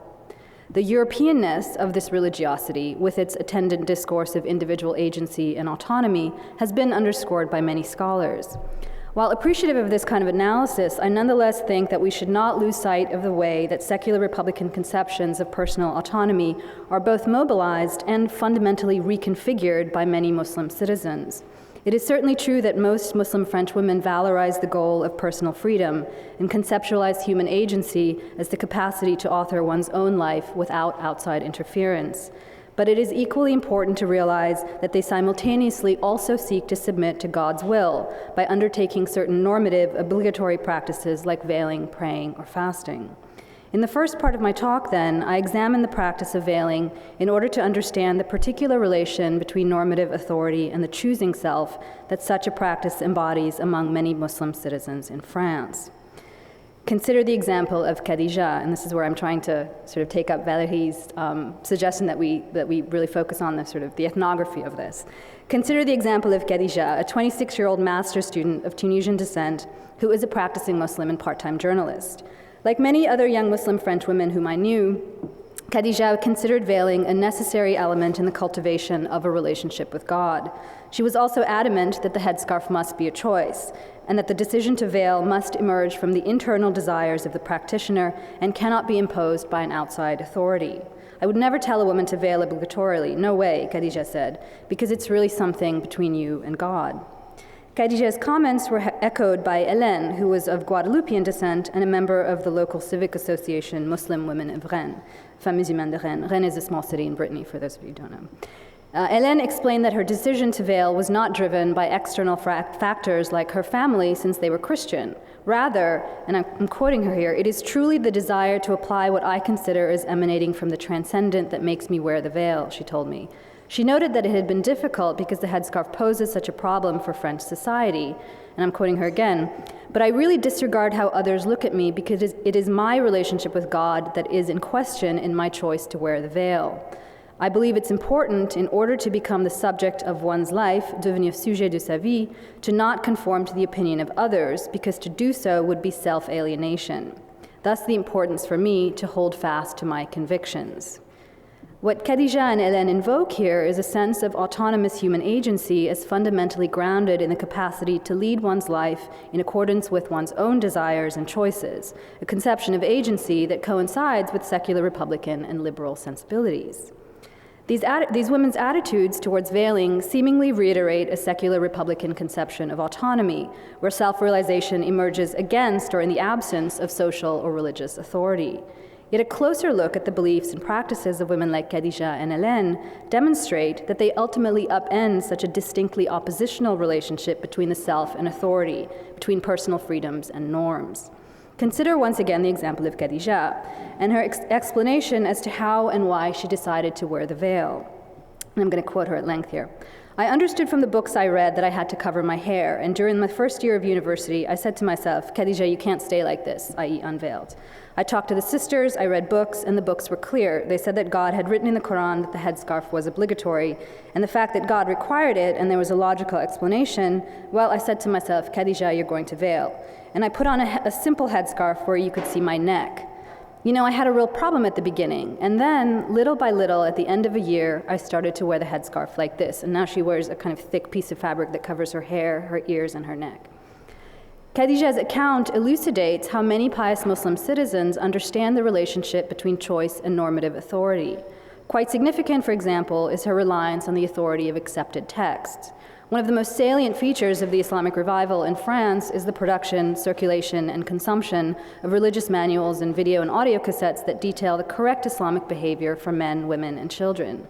For example, there exist numerous texts on the rights and duties of a Muslim woman, texts which possess two particularly striking features. The first is their constant reference to the Muslim woman, la femme musulmane, indicating that there is clearly a correct model of female piety that ordinary Muslim women should emulate. The second related feature of these books is the frequent occurrence of the verb devoir, which means to have to. Thus, certain types of behavior, including certain practices like veiling, are necessary to becoming the kind of Muslim woman delineated in these texts. While it is indeed the believer who decides, she's nonetheless guided by religiously authoritative texts and arguments that explicitly state the norm. According to these norms, the headscarf is both a choice and, importantly, an obligation, a divine prescription incumbent upon all Muslim women. The choice here lies in whether or not to accept the obligation of veiling. Khadija used these texts to work on herself. Recall that she began by wearing a simple headscarf covering her hair because, although she realized that veiling was obligatory, she was not ready, because she did not have the inner desire, she was not ready to wear a fuller veil. As she said, you know, I had a real problem at the beginning, and then little by little, at the end of a year, I started to wear the headscarf like this, covering the head, neck, and ears. Khadija's desire to veil came about as the result of purposefully working on herself, inducing in herself the desire to veil properly, as well as the necessary love of God, through other disciplinary practices like praying, reading, and discussing the headscarf with other young Muslim French women. And this process of self-transformation echoes the kind of ethical self-fashioning that Saba Mahmoud talks about in her book on Egypt. Over the course of a year, Khadija disciplined her desire so that the obligations considered necessary to being a practicing Muslim woman would be undertaken sincerely and freely.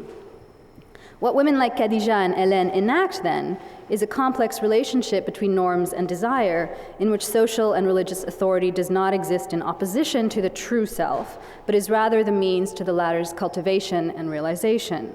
While self-realization and self-liberation remain fundamentally important goals for women like Khadija and Hélène, the two principles are anchored in the Islamic concept of fitra, the natural faculty within each individual to know God. Tariq Ramadan, an influential European Muslim intellectual, puts it in the following terms. Muslim spirituality, he writes, is the return to one's true God-connected self, which is a form of liberation, but one that requires awareness, discipline, and constant effort. Islamic teaching, he continues, and I'm quoting Ramadan here, Islamic teaching has given us concrete tools to help us succeed in this work on ourselves. The daily requirements of Muslim practice give us the direction and the first steps along the way to freedom, end quote.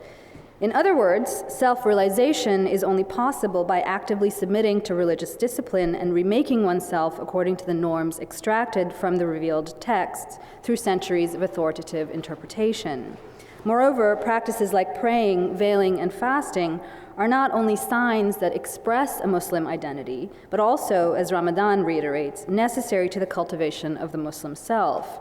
Ramadan and Muslim French women to whom he appeals conceptualize self-realization as the realization of the transcendent will, and as dependent on, rather than constituted in opposition to, social and religious authority. They therefore subtly but fundamentally reconfigure secular notions of personal autonomy and modern religiosity such that normative religious authority and inner individual desire are not constituted by a relationship of opposition, but are rather inextricably interlinked. Now, the kind of religiosity inhabited by these Muslim citizens, with its distinct configuration of personal autonomy, authority, and the self, was rendered unintelligible on the discursive and legal terrain upon which debates about the headscarf were waged. This process constitutes the second part of my paper. I turn to the public debates in 2003 and 2004 as to whether the headscarf ban constituted a violation of religious freedom. I do so not only to analyze the contours of secular law and political discourse pertaining to religion and religious freedom, but also to reveal their limits, and to show how secular discourses and practices can render certain non-secular subjects unintelligible, irrational, and dangerous to the secular French nation. If we on the legal subcommittee of the One School for All collective felt sure that the ban on headscarves in public schools constituted a violation of religious freedom, proponents of the law were equally insistent that it did not, and that it actually constituted a defense of religious liberty. They did so by drawing on two key ideas that permeate both French political discourse and French and European law. The first idea is that of a semiotically informed understanding of practice as the expression of belief, and the second related idea is that of freedom of conscience as freedom of choice. Time and again, French politicians and intellectuals supportive of the ban argued that restricting the wearing of the headscarf and other religious signs did not constitute a violation of religious liberty because the believer could continue to believe on the inside. In this particular justification, the relationship between conscience and practice entails a semiotic relationship of signification, such that religious practices like veiling are outward manifestations of an already constituted conscience. According to this logic, banning a practice, understood as a sign, does not constitute a violation of religious liberty because it has no effect on the believer's conscience. Although Muslim girls would no longer be able to manifest their beliefs in certain ways as a result of the law, proponents of the law argued that they would nonetheless remain free to believe whatever they wanted to believe, thus continuing to exercise their right to conscience. This logic was not only dominant in French public discourse, it also undergirds French and European legal conventions pertaining to religious liberty. Both the French Rights of Man and Citizen, the preamble to the French Constitution, and the European Convention on Human Rights distinguish between conscience, sometimes called a forum internum in European jurisprudence, and its manifestation or expression. Although Article 9.1 of the European Convention guarantees to all the right to freedom of thought, conscience, and religion, as well as the right to manifest one's religion or belief, the Convention, like the rights of man, places certain limitations on the latter freedom in the interest of public safety, for the protection of public order, and for the protection of the rights and freedoms of others. While the realm of the forum internum is inviolable and the right to conscience inalienable, the right to manifest one's conscience is alienable. Moreover, as a result of the clear distinction made between internal conscience and external manifestation, essentially a distinction between belief and practice, a restriction on the manifestation of conscience, i.e. practice, is not considered a restriction on conscience itself. Underpinning this distinction between conscience and its manifestation is a specific secular understanding of the relationship between belief and practice. As scholars like Tal al-Assad have noted, bodily practices that were once considered integral to cultivating the necessary dispositions of the religious self are now thought of as expressions of individually constituted belief. And if religious practices are neither as integral to religion as are beliefs, nor constitutive of belief, then a restriction on practice would not, by this logic, constitute a violation of religious liberty. Of course, as I just argued, my pious Muslim French interlocutors do not share this notion of practice as a second-order contingent expression of belief.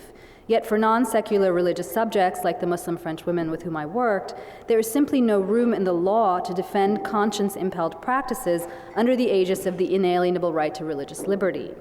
Interestingly, there does exist one exception in European law under which the manifestation of conscience, rather than simply the forum internum, is considered an inalienable form of religious liberty, when certain practices are required by a religion.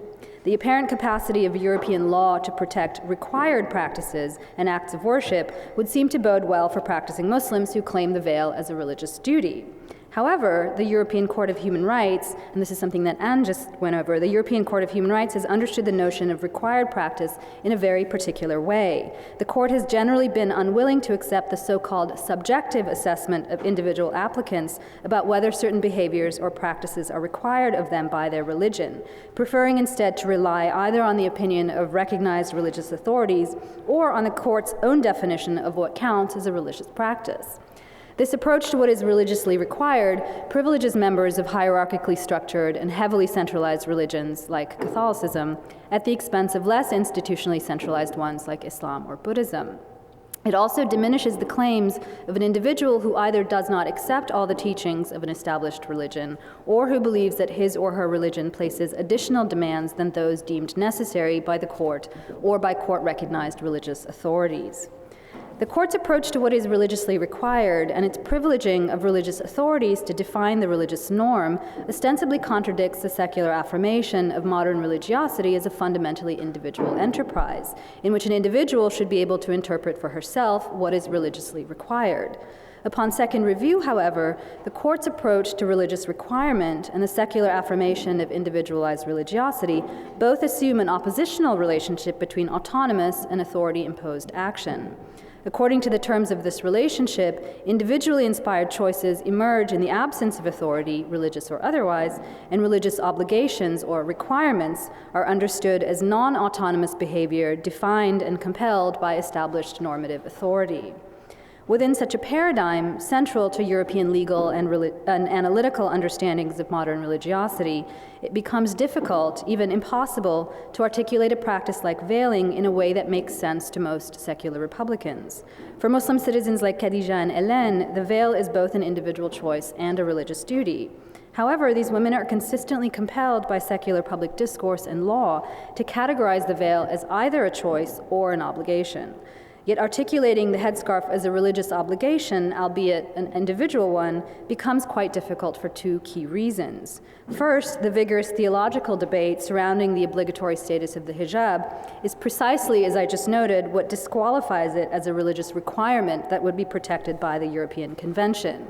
Ironically then, Muslim French women's commitment to the validity of internally generated desire and the refusal to dictate the headscarf for all Muslim women, i.e. the subjective dimensions that underscore their imbrication in liberal and Republican ethical norms, these are precisely what disqualify their religious practices from the law's protection. Second, there exists a secular tone deafness to what John Bowen has called the multivocality of the term obligation. When Muslim French women say that they wear the headscarf because it is a religious obligation, secular critics assume either that it is compelled by fathers, brothers, or other male religious leaders, or that these women believe that the veil should be imposed on all women, or both.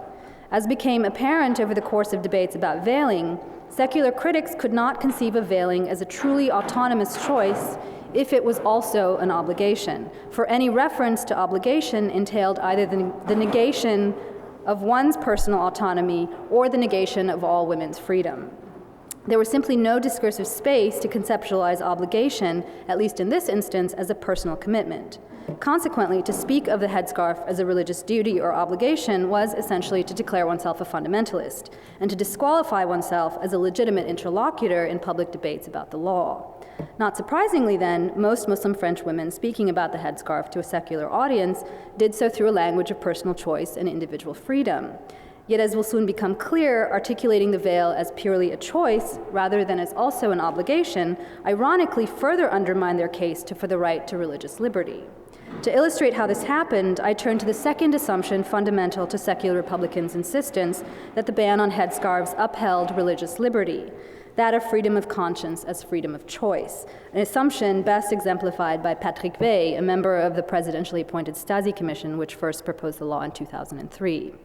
In laying out the Commission's approach to the question of religious freedom, Weil admits that the veil remains for some an individual sign of belonging that is freely chosen.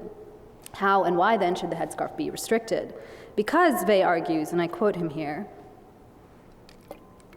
Weil argues, quote, in the schools where some girls are wearing the headscarf, Muslim girls who do not wear it are subject to strong pressure to do so. He continues, Muslim girls who do not want to wear the scarf also have a right to freedom of conscience, and they constitute the large majority. He therefore concludes that while numerous international conventions recognize the right to publicly express one's religious beliefs, they also authorize the limitation of that right in the case of attacks on the rights and on the freedom of conscience of others.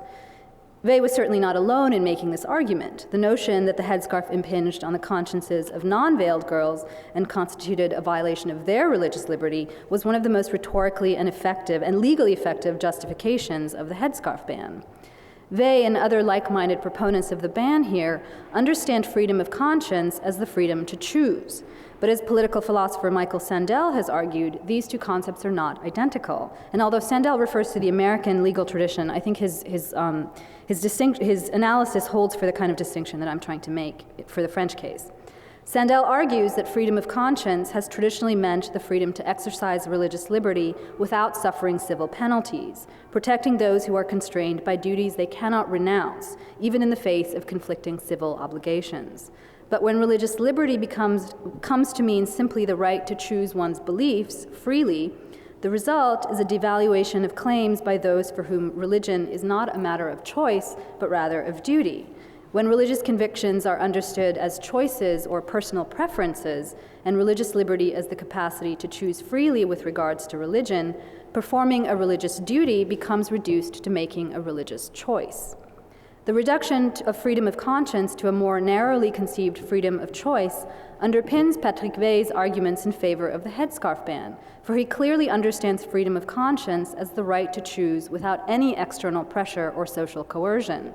According to this logic, any external pressure, here in the form of veiled girls, any external pressure diminishes the right of individuals to choose freely, violating their freedom of conscience. Given the present-day hegemony of this logic in France, i.e. that religious liberty concerns the right to choose freely, it became discursively and politically impossible for Muslim French women to defend the wearing of the headscarf as anything but a choice. In fact, many did defend the headscarf as an internally driven choice, unmediated by any form of external authority.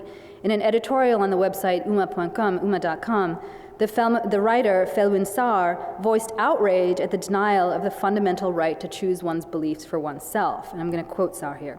The question here, she said, the question here is not about knowing whether the veil is a Quranic prescription or obligation. We only need to say that these Muslim women who want it, for wearing the veil must not be imposed on anyone. We only need to say that these Muslim women who want it have the freedom to wear it, whatever their own reading of the text, and as long as their freedom does not infringe on that of another, end quote. Sar's point is that the question as to whether or not the veil is a Quranic prescription should be irrelevant before the law. That question remains, of course, absolutely relevant to practitioners of veiling since it forms the basis for the practice. Yet Sar's total excising of the question of obligation in her defense of veiling as a choice constitutes an instructive indication of the contemporary moral and political landscape on which Muslim French women must make their claims. Sar's defense of the freedom to choose was reiterated in a December 2003 demonstration against the proposed law that I attended. About 3,000 or 4,000 women, most of them in red, white, and blue headscarves, sang the Marseillaise and chanted slogans such as "My beloved France, respect my liberty," "France bien-aimée, respectez ma liberté," and "Veiled, unveiled, it's my liberty," "Voilée, dévoilée, c'est ma liberté." Many of the young women held up homemade cardboard signs reading, "Veil, cross, kippa, leave us the choice, foulard, croix, kippa, laissez-nous le choix," and "The veil is a personal choice, don't deprive me of my essential right. Le voile est un choix personnel, n'ôtez pas mon droit essentiel." Herein lies the rub. In framing the veil as a freely undertaken choice, Sar and the women in this demonstration were demanding that the government respect their right to choose their religion and thereby protect their right to religious freedom. Yet having to articulate the veil as purely a personal choice rather than as also a religious duty paradoxically undermined their case for religious liberty because it enabled policymakers like Vey to consider veiling as simply a choice, really a personal preference. For Vey and the Stasi Commission, the right of one group of girls to exercise their religious choices seemingly impinged on the capacity of another group of girls to make their own religious choices in an unconstrained manner. Since one person's freedom ends where another's begins, the decision was made to protect unveiled girls' freedom of religion, understood here as the right to choose freely in the absence of the ostensibly constraining pressure produced by other girls' headscarves. I want to emphasize here how much Vey and the Stasi Commission's understanding of conscience as choice relies on an oppositional relationship between personal autonomy and social and religious authority. There exists no discursive space in which to conceptualize or articulate practices like veiling, which many pious Muslim women consider a religious duty, one that cannot be coerced and which entails very different relationship between desire and social and religious authority.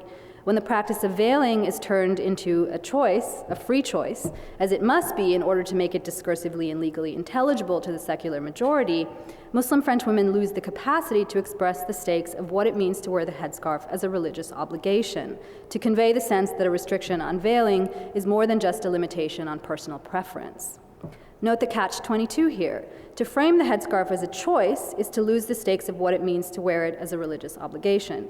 To frame it as an obligation makes one a dangerous fundamentalist, and to frame it as both a personal decision and a religious obligation is thought to constitute a kind of double talk, un double discours, right? Representative of either an incoherent subjectivity or an insidious plot to mask a fundamentalist agenda with liberal Republican language.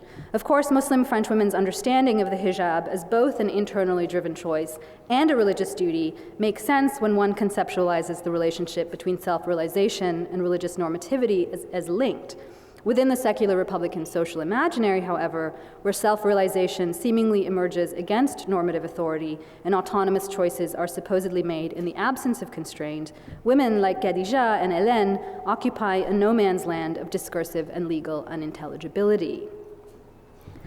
Now, by way of conclusion, I want to raise the issue of the universality or particularity of secularism and secular norms.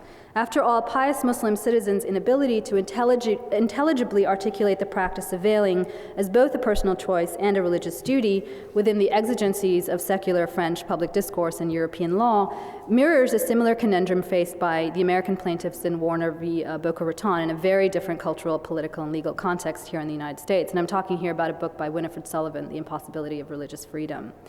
I would hold that the claims I make about laïcité are therefore both specific and general, indicative of the dynamic relationship between the particularity of French secularism, emerging out of a specific set of historical circumstances, interpolating the specific instance of Muslim religiosity, a dynamic relationship between the particularity of French secularism and the generality of the secular, with its universalizing subjectivities, values, and political arrangements. In closing then, I would argue that this tension between the local and the global is one that must inform any consideration of the secular, which has the following analytical task at hand, I think. To provincialize secularity's claim to transcend the particular, while simultaneously attending to the increasing hegemony of the epistemologies, sensibilities, political discourses, and legal terrains that constitute secularism as a normative project. Thank you.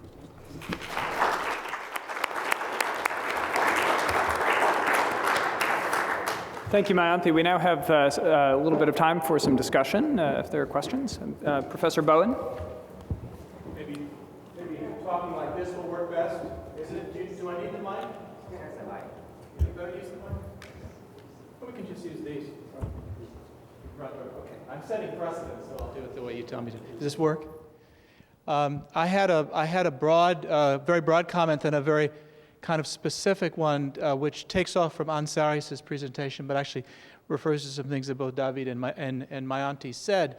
The broad point is picking on something that Saris mentioned about the way that once a state, a secular judge, in her case, incorporates or refers to a religious norm, it's inevitably, if it doesn't deform that norm, that judge is selecting one of a set of possible interpretations of religious norm. It's a very good point, but it's worth pointing out that this is true of Muslim-majority states as well, that almost all the issues in which there's a code or a compilation in Muslim-majority states, which are most of these states have these codes or compilations, there's always a selection among alternative interpretations of fiqh, and these very often give rise to disagreements. To give an example would to go into too many more details than we need, but something like the wasiyat wajibah, for those of you who know inheritance law, for example, which is a way of dealing with grandchildren who wouldn't otherwise inherit from their grandparents, has given rise to enormous debates. But it's the states inevitably select among those alternative. It's just really to strengthen your point here, but it's to encourage us to not think about the West and Muslim societies as facing two totally different sets of problems. It has more to do with states vis-a-vis older, more pluralistic, open-ended, ulama-based forms of interpretation. All right, the second point really is in response to something An said. It was an extraordinarily useful presentation. I hope we get it in writing, but it's a response to your very useful contrast between a Canadian emphasis and a French emphasis. So you emphasized that the French tendency was to look at things more in abstracto and to bring in expertise about what Islamic norms are. Well, let me try to complicate that a little bit, and then you'll respond.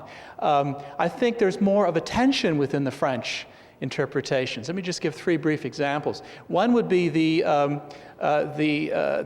effort to annul the marriage on grounds put forth by the husband and not initially at least contested by the wife, that she had lied to him on an essential quality of the person. Now, as I read the debate, it wasn't at all that the court would have, or did at first and would have, had this been upheld, it wasn't upheld, incorporated an Islamic definition of marriage, but quite the contrary.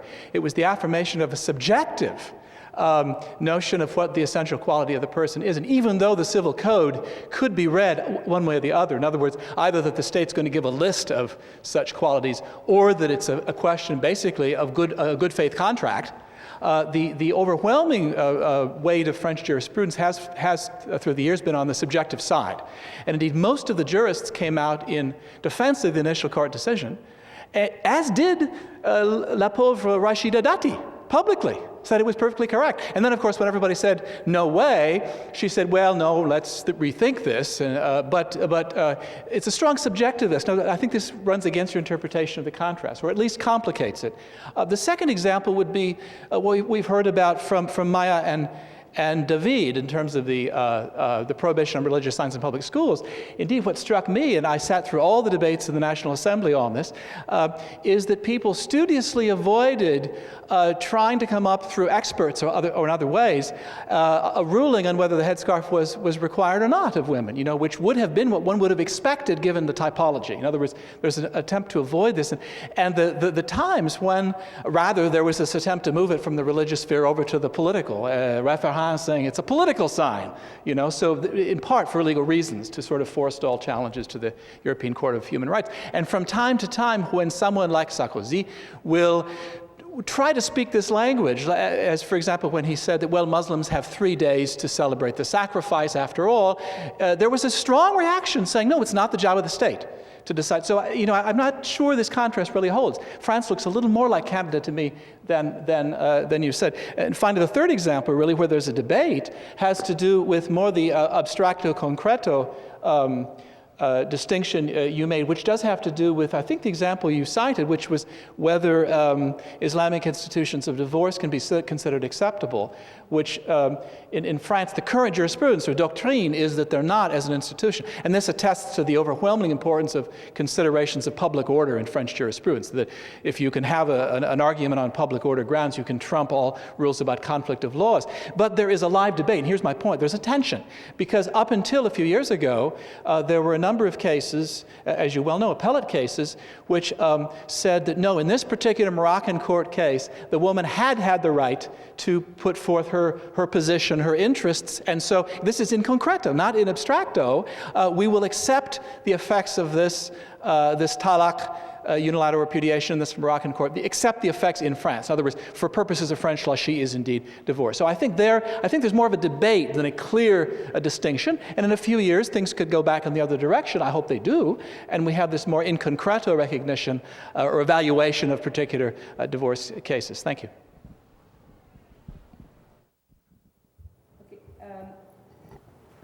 Thanks for those remarks.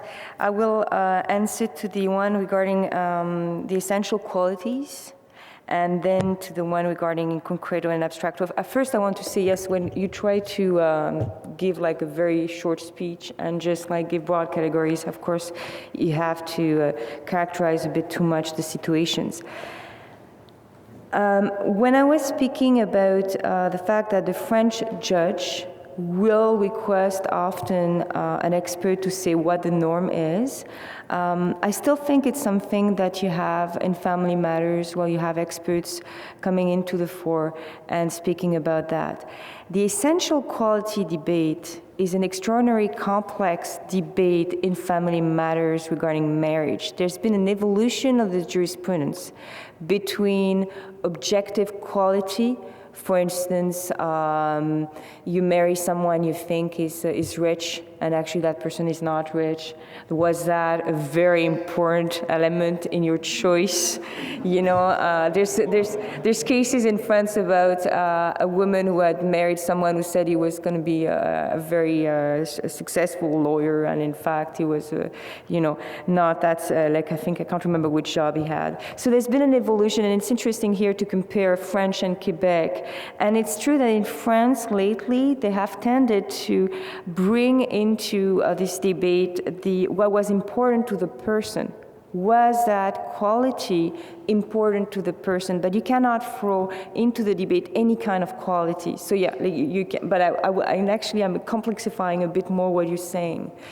From my understanding of French family law regarding essential quality regarding marriage, there's a list of quality, but the interpretation of whether they're essential or not is up to the party. But you cannot bring new quality. Hence, bringing the issue of virginity would be a new quality in that sense, and interpreted by the party. So that's one matter. Regarding in concreto and in abstracto, there's been evolution in the French jurisprudence regarding the unilateral divorce in private international law. At first, there was recognition saying, okay, it's public order, but attenuated, effet atténué. And also, you're aware that there were bilateral conventions with those countries. So they were recognizing them.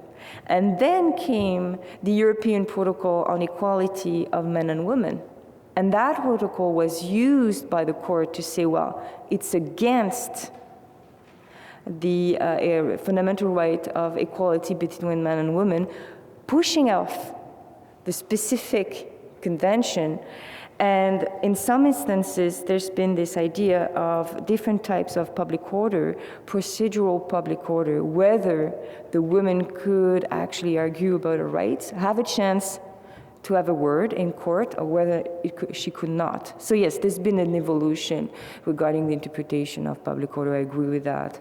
But still, I find that often, even though it's starting to change, the judges in France will ascribe a meaning to a particular act, and we see that with the veil. They're like, and with the fact of the woman who's the American woman with a situation of citizenship, they will ascribe a meaning to it and not see really the effects in reality, what's happening on the ground.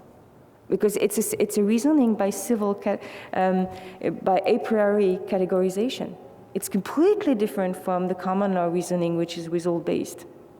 So that's one of the issues. And also regarding just the marriage, I think from what I understood, the first judge wanted actually to obtain one result with a mean that could be used, because what I understood is that the woman didn't want to divorce. She wanted the annulment of marriage, so she agreed to the use of this virgin component of essential quality. Question in the back.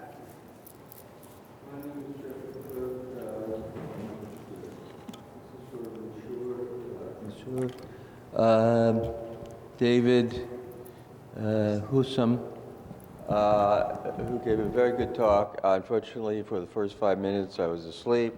I didn't get any sleep last night. But I woke up, and it was a fantastic talk. I'm glad I did. I made a lot of notes. But anyhow, my position is with the journalism paper, Muslim Observer. I'm also an independent scholar on South Asian nuclear proliferation and terrorism. And what struck me about the talk was the closeness between Quebecois and Francois, you know?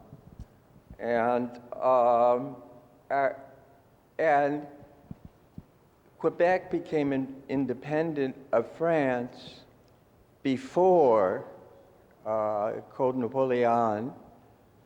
And what is the situation in the Cajun areas, let's say Louisiana, in the Creole areas, which I know very well? And could you answer that? Okay, so I'm very honored if I made you finish your night here, but I'm sorry I didn't study the case of the U.S. and I can answer your question. Is there perhaps a question about the conflict of norms? This is a gentleman behind you there. The question was not relevant to the program. Sir, do you have a question? You have. Yeah, I want to thank you all for your presentations. To complicate things, I wanted to kind of follow up on David's point about using, is it Madame Mashmour's analysis? And I wonder if this was given, if the issue of niqab and its various interpretations were being done by religiously conservative Muslim groups, imams and others, who would actually say that the niqab is in fact not religious. How that complicates your analysis. And I guess the reason I'm asking is because we tend to, as Professor Bowen was saying, pit this as a kind of, we normatize or in some ways, Islamic norms so that we can make arguments about the limits of secularism, right? And I'm saying that these Islamic norms are just as complex. So if we have imams who are actually disagreeing or agreeing with certain kinds of secular norms, for example, that the niqab is in fact un-Islamic because it works against women's modesty, do we classify that claim in different ways than we would otherwise pit it as Islamic norms versus secularism? Okay, first, I think the judge shouldn't have made this sort of interpretation of the niqab because as if it seems to be a radical form of a religious practice, it must, however, be protected by secularism. That's an obligation imposed only to the state and its institutions and not to the citizens or future citizens. And did I answer? For example, if an imam was saying the same thing as Madame Mashmour was saying, that in fact the niqab is problematic for all sorts of reasons, if the imam is actually acknowledging that yes, these women should have the right to a niqab based on choice, but in fact they're making a theological argument that's saying niqab is actually un-Islamic because it takes away from women's modesty, because it brings attention to women. You know, so I'm saying that that could be pitched as a secular argument, but yet in our analysis we would actually say that it's a certain kind of Islamic norm. Okay. So it actually falls into what Mayanthi's presentation is really about in terms of that, like how do you actually get out of that? Those claims would be whether it's a secular claim or an Islamic normative claim. Islamic normative claims can look a lot like secular claims, and vice versa. Depending on whether you take the analysis or process of choice versus religiously mandated norms. Yeah, but I think the judge shouldn't have considered as an Islamic claims just as a secular claims because when he accepts to give the citizenship to an immigrant, he has to consider the facts in abstract, in concreto. And the facts he has to consider does not take into account the Islamic values of the immigrant. We have three more questions.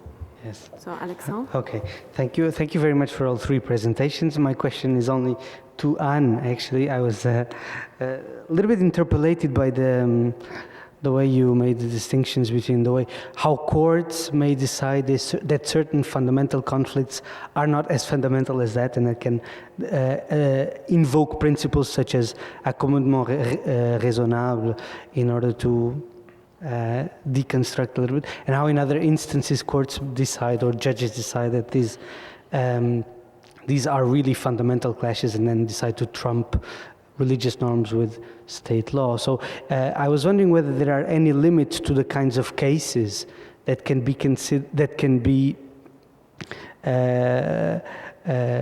de-objectified in a certain way, that one can invoke principles of reconciliation and therefore avoid the fundamental clashes, whether there are limits, whether there are cases where this is not possible. And you seem to suggest an answer to that question when you drew a distinction between weak legal pluralism and strong legal pluralism. So I was wondering a little bit whether there are objective criteria that can establish that distinction, or whether that distinction is always going to be essentially contested and determined by specific power configurations.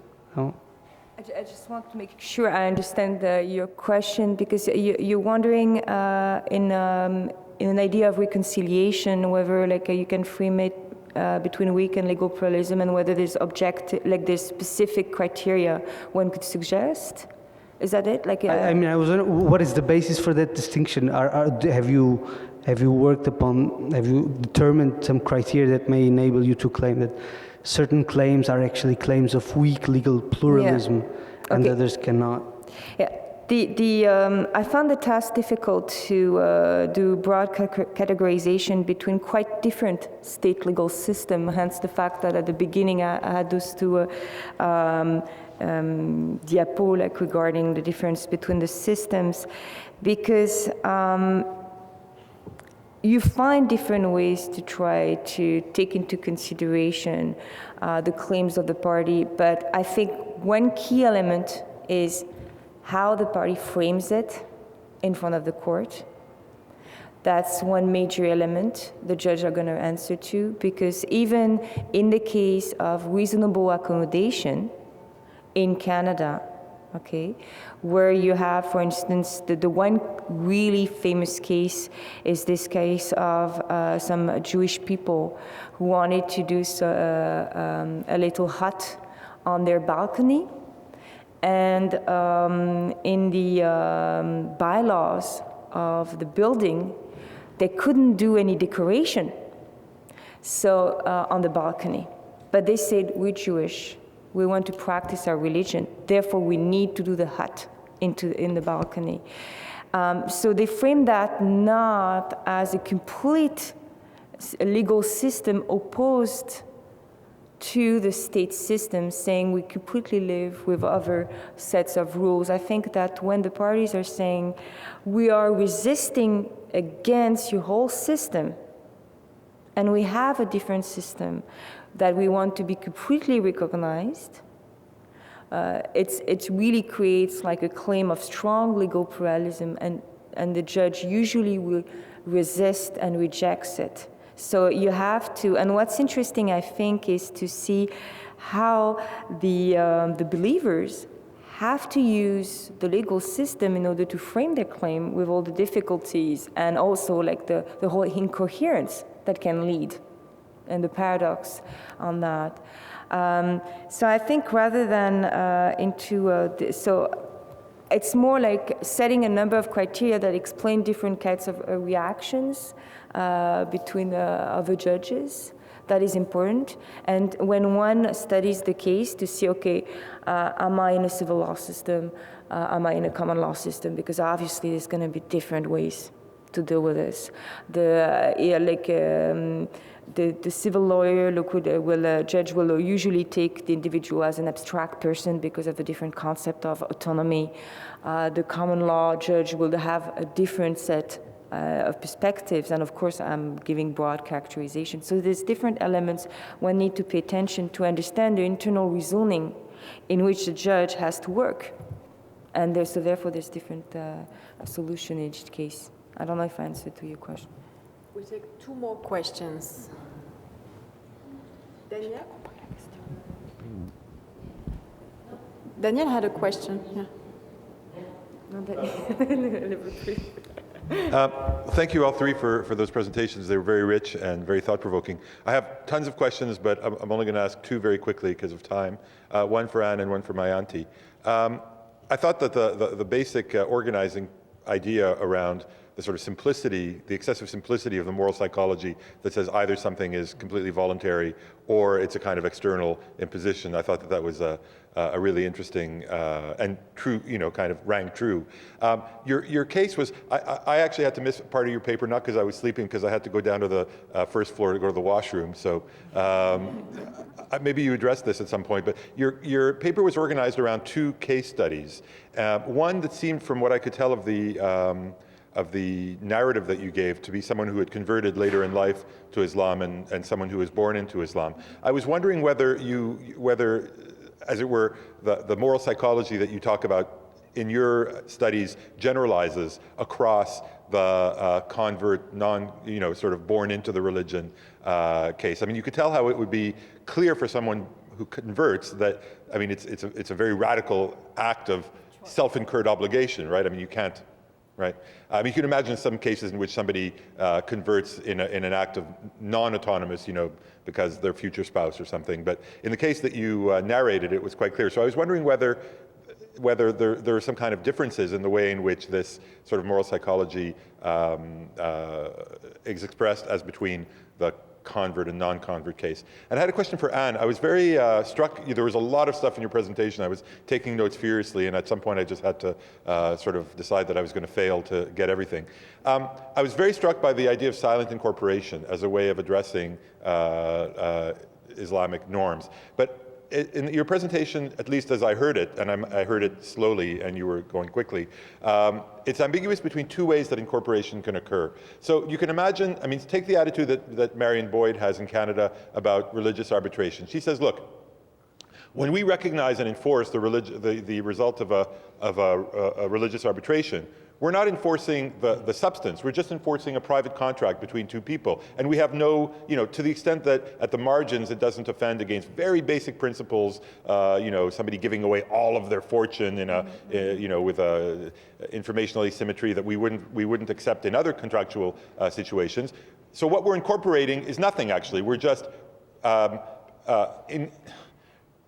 we're extending into a new area the totally central practice of contracting between two individuals. So that is a way of kind of incorporating something. It's a way of saying, this is something that two people or two groups can do, and it falls within the purview of contract law. There's a more robust sense of incorporation, silent incorporation, in which the substance, right, of the principle that lies at the heart of the contract is somehow incorporated silently.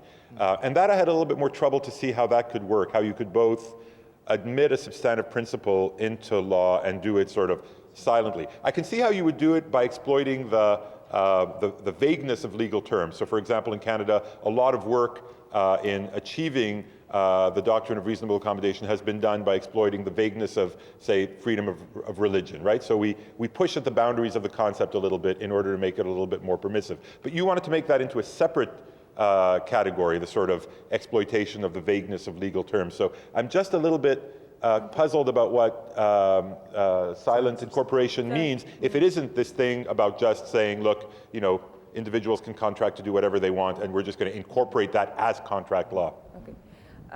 Actually, yeah, why I use silent incorporation, and actually you can use also the idea of silent law, is sometimes Muslim matters will be targeted by the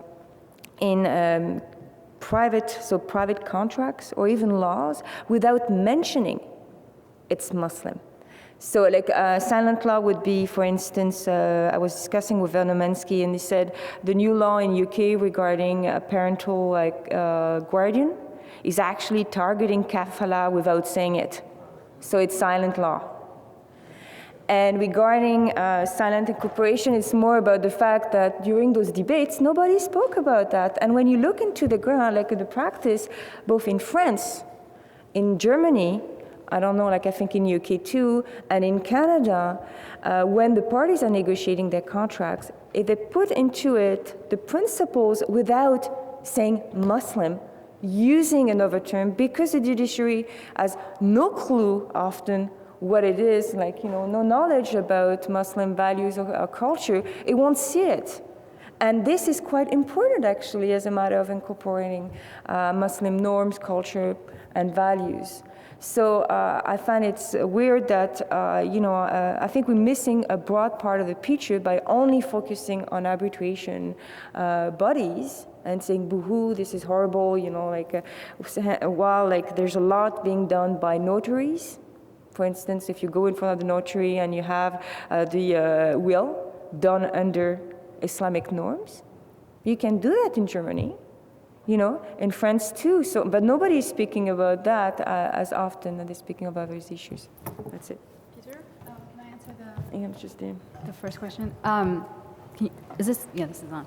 That's a great question. I mean, it's a really interesting way of putting it, right? A radical choice that results in a kind of self-incurred obligation.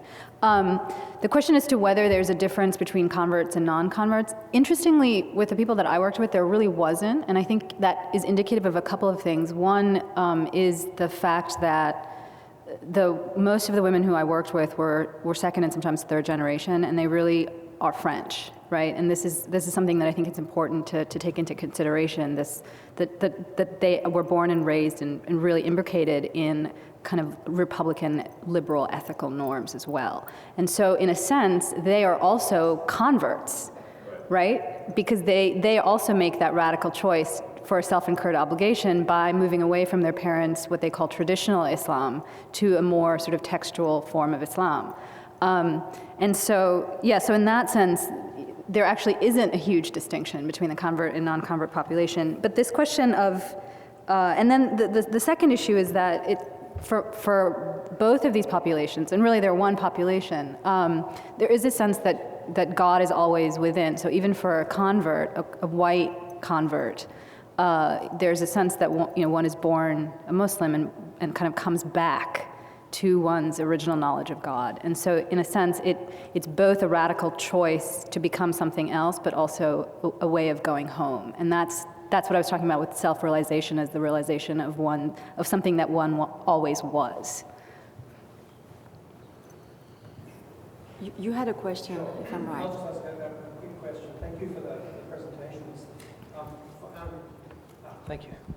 A question for Anne, which I've struggled with, and I'm just interested to get your thoughts about. You mentioned the Shah Banau case in India, and following on from, is it Alexandra, your question, the case of strong legal pluralism, as in the case of India, where you have an autonomy regime established which recognizes and enforces Islamic law, in that case, the Islamic law on divorce. And then you have a conflict between that normative system and the so-called secular system of the state of India itself.